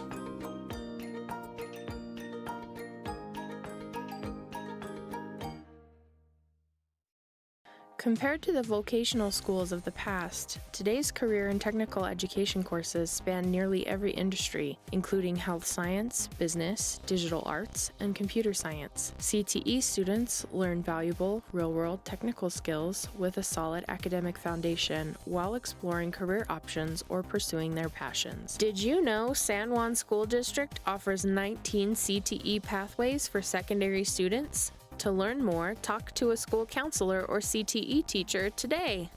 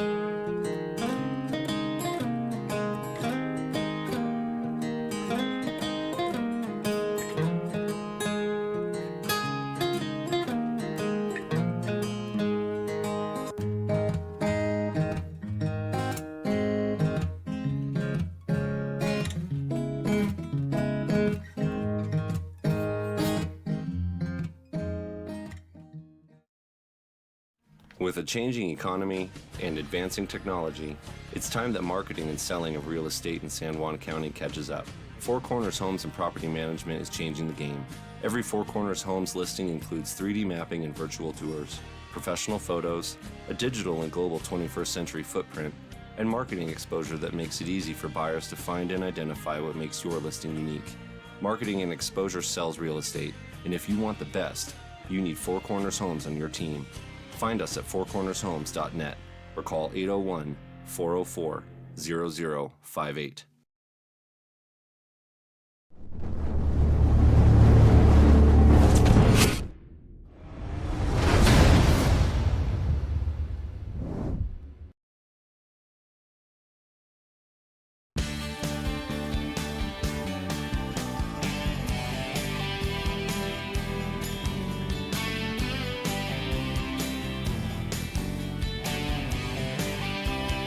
High School and Draper post-game show, Friday Night Lights on Red Rock 92 and pictureitpalmer.com. A 40-6 win for the San Juan Broncos tonight. They're 27th in a row and now 2-0 on the season. And we're excited to be joined by head coach Barkley Christensen. And coach, a more solid win for you guys tonight. I mean, you did a lot of things right here tonight. Answered the call against. Our defense answered the call against a very disciplined football team. I don't think until you actually play against the triple option you realize how hard it is to stop that was and some how smash disciplined you have to be. And our kids just played tough. Offensively, we rolled. The first half. So yeah, a lot of good things. There's obviously still a lot of things to fix. We're a long way from where we want to be, but I'm very proud of our win tonight. What were the things I think, obviously you worked on tackling during practice, and that was stronger tonight. You guys were really, obviously it's a completely different offense than what you saw last week. Much less explosive, but like you said, more hard-nosed and requires a lot more physicality and a lot more tackling in there, and you guys look really solid in those departments tonight. Yeah, the kids took what we worked on all week, and they stepped up, and they just answered the challenge of we've got to be better defensively, and yeah, like I said, super proud of their effort. We talk about first games or early season games, kind of strange sometimes, not necessarily who your team is identity-wise. And so it seemed to me like some good steps this game, and you start kind of coming to your own, start to look like yourselves, doing San Juan things tonight. Yeah, that this game was definitely where we expected to be last week. But again, credit, after watching the film, Layton Christian has a good football team, but I thought we did things, like you said, right tonight. And people are obviously gunning for you. You know, these guys cancel a JV game with you earlier in the week because I think they want to be ready for you here tonight. And I think they did give you a whole lot in that first half, and you saw they had a little more energy to start the second half too. And defensively, there was a battle, in the early portions of both halves. Yep, and we knew that's how it was going to be. We knew they're a little bit thin. So it basically came down to a conditioning battle. Both of us have guys that are going both ways, but I was just proud. Our guys, game one, they seemed really tired. This game, it was like they hit a second wind, and they were rolling, and they got a little bit tired. So that's always fun when you can see your kids just want it more. And so you say that was going to be my question. What do you feel from your players in this game today? Can you feel a mojo from them while the game's going on? What is it you feel from them? It's kind of funny. Before the game, I was telling my assistant, I was nervous. Our vibe was weird, with a little bit of a rain delay. Mm-hmm. Guys were yawning on the field before the game. And they came out hooping and hollering. I was a little bit nervous coming into this thing. I thought we were going to get I thought they might want it more, but our kids just answered the call, and yeah, they realize they've worked too hard for this to let anything slip. Yeah, and I think another trademark of San Juan football has been, in the years I've been covering it, is you get beat down, you make a mistake, something bad happens to you, you immediately bounce back, and we saw some of that tonight. There were some things that didn't go exactly the way you wanted, some turnovers and things like that. You just come right back and you punch it in the end zone. That was fun, especially after their first touchdown. There was kind of a questionable call on that drive that extended it. Instead of just focusing so much on that call and making excuses, we just came back in the wind, which was tough to score on this end zone, And, we just answered it and scored, and then we just kept scoring from there in the first half. Yeah, and that's another thing we haven't mentioned. The flag is still straight out on that pole. That wind was howling all night long. That's a huge factor. That's a big factor. Parker was unable to rein it in. If he'd have given a couple beats on too long, he could have had some massive long throws. He just wasn't able to rein it in with that wind at his back tonight. So Yeah, and there's a lot with our receivers. Like I said, coming into this all summer long, we knew our receiving core was young. And there's still just some timing issues, and when teams play press man, and we got to get some things fixed still in our passing game. We had to have some guys step up tonight. Can we get any updates on? You had a couple injuries tonight. Keaton Ivins and Parker looked like he was struggling a bit late. Yeah, so Keaton unfortunately broke his collarbone. So 8 weeks from now, after he gets surgery, that'll be the quarterfinal. So we're trying to be positive, but that's a kid that just loves to play the game, and he's worked really hard for this. So you hate to see that. Some kids get hurt and they're out, and he got injured and he's out. I mean, that's legit. Yeah. Parker, we think, has a high ankle sprain, so he's in pain. He's blaming himself because it was on the tackle on the interception, and he said that's why you don't throw picks.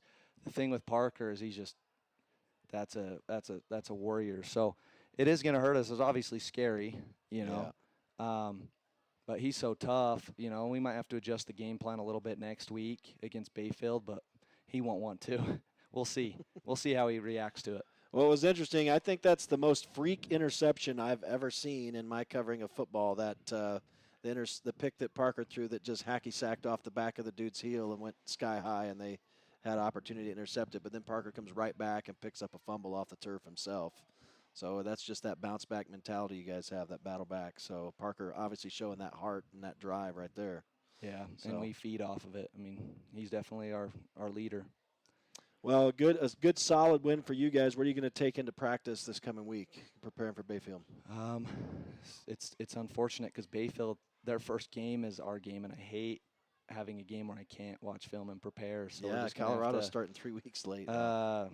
Just the fundamentals again of tackling and running good routes and just the little things, and just keep polishing up whatever we see on this film. Right.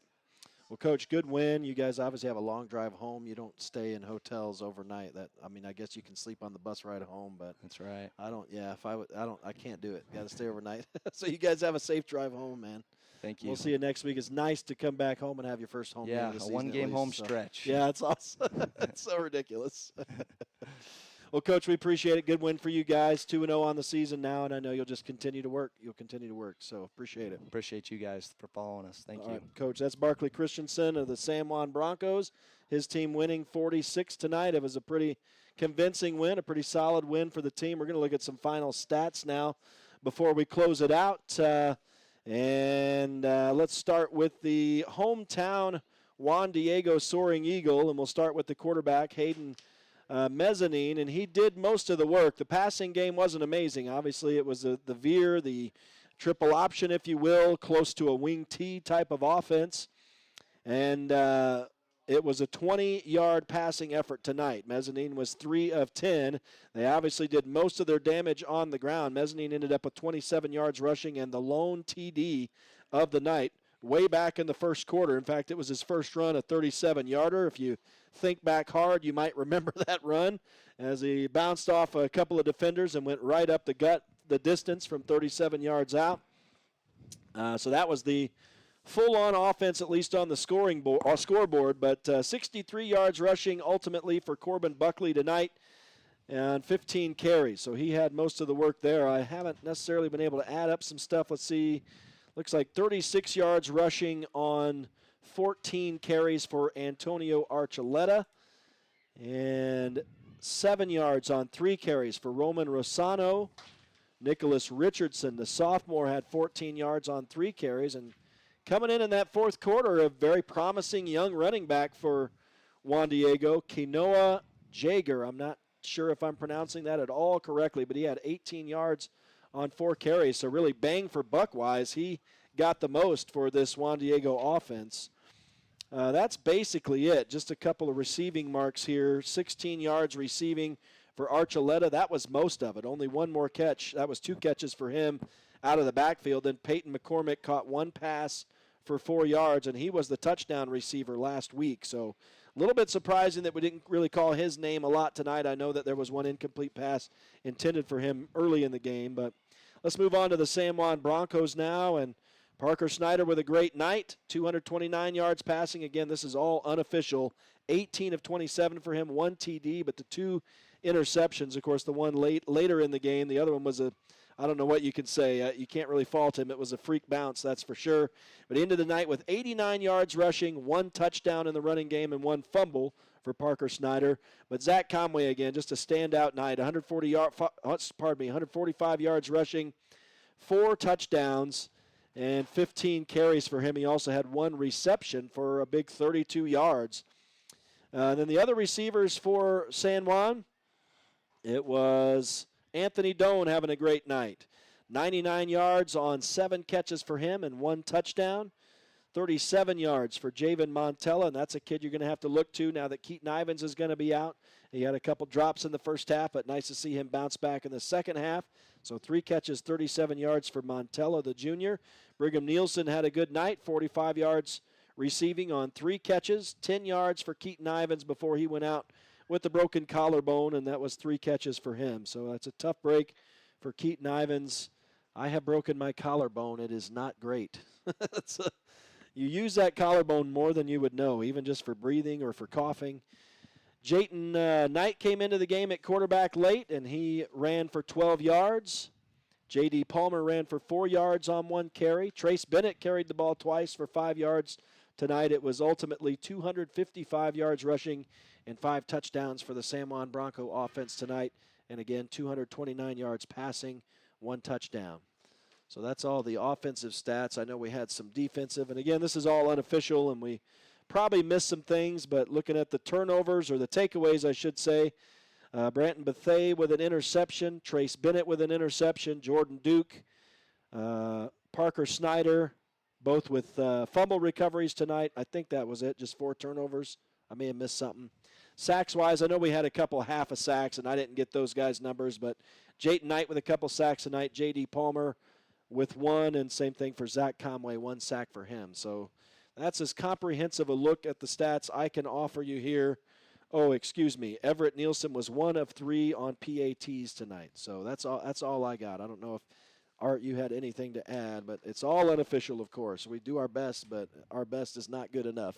Yeah, well, just a couple of stats. I know it's interesting. They had the clock running down over here after the game. I think that's your indication that, hey, you need to leave. Yeah. And then they blew the horn. So okay. I think they're getting ready to clean house. But just to go over a couple things, 3rd down conversions. You know, the Broncos started off the night in the first half. They were they had 3 or 4, I believe. They ended the night 3 of 8. So, you know, the second half was harder for them to convert those 3rd downs. They did have some turnovers that we typically don't see. Obviously, the fluke, the pick and stuff. They, you know, had a turnover on downs. They had to punt the ball a couple of times. And yet, just like I said, they're starting to turn off the lights here. I hope they don't shut these off. But the 3rd down conversions, you know, even they put Juan Diego in a lot of 3rd downs, and Juan Diego was only able to get 7 of 16 3rd downs. So as a defense, that's what you want to do. You want to put the offense in 3rd down position. You don't want them to convert. You get off the field. And so kudos to them. I do, just in closing, because I know they want to get out of here, I like what Coach Christian said at the first, you know, if we don't worry about the winning streak is awesome, and they talk about it, and that's good. But in his mind, he plays these type of teams, you know, because he might lose, he might win. He plays them to get better because he wants that championship in the end of the year, and it shows in his character and his team's ability to come back and bounce back like you talked about. Yeah. But there's a lot of games you go out there and get and just to get easy wins, and I've always loved that about Coach Christensen is he's willing to go out there and play those bigger schools that he hasn't played ever. Whoever will play him, he had tough say, time hey, getting opponents this year. We're going to put our best 11 out there. You're going to put your best 11 out there, and we're going to go head-to-head and see who comes out on top. And, you know, at the end of the day, they still maintain that record, and they're still unbeaten. But, you know, he's just trying to make his kids better for that playoff push. He could go into that undefeated, or he could go into it winning only 1 game. Right. That's what his mentality is, the region play, the playoffs, and that state game. And kudos to him and his coaching staff for preparing these kids for a big game. I know that I didn't say this before, but after Coach Christian mentioned it, he was a little worried. I talked to a couple other coaches before the game, and they were a little worried because this team was a big team. Juan Diego's, 3A. They got some big kids out there. They got some athletes. How are their kids going to respond to it?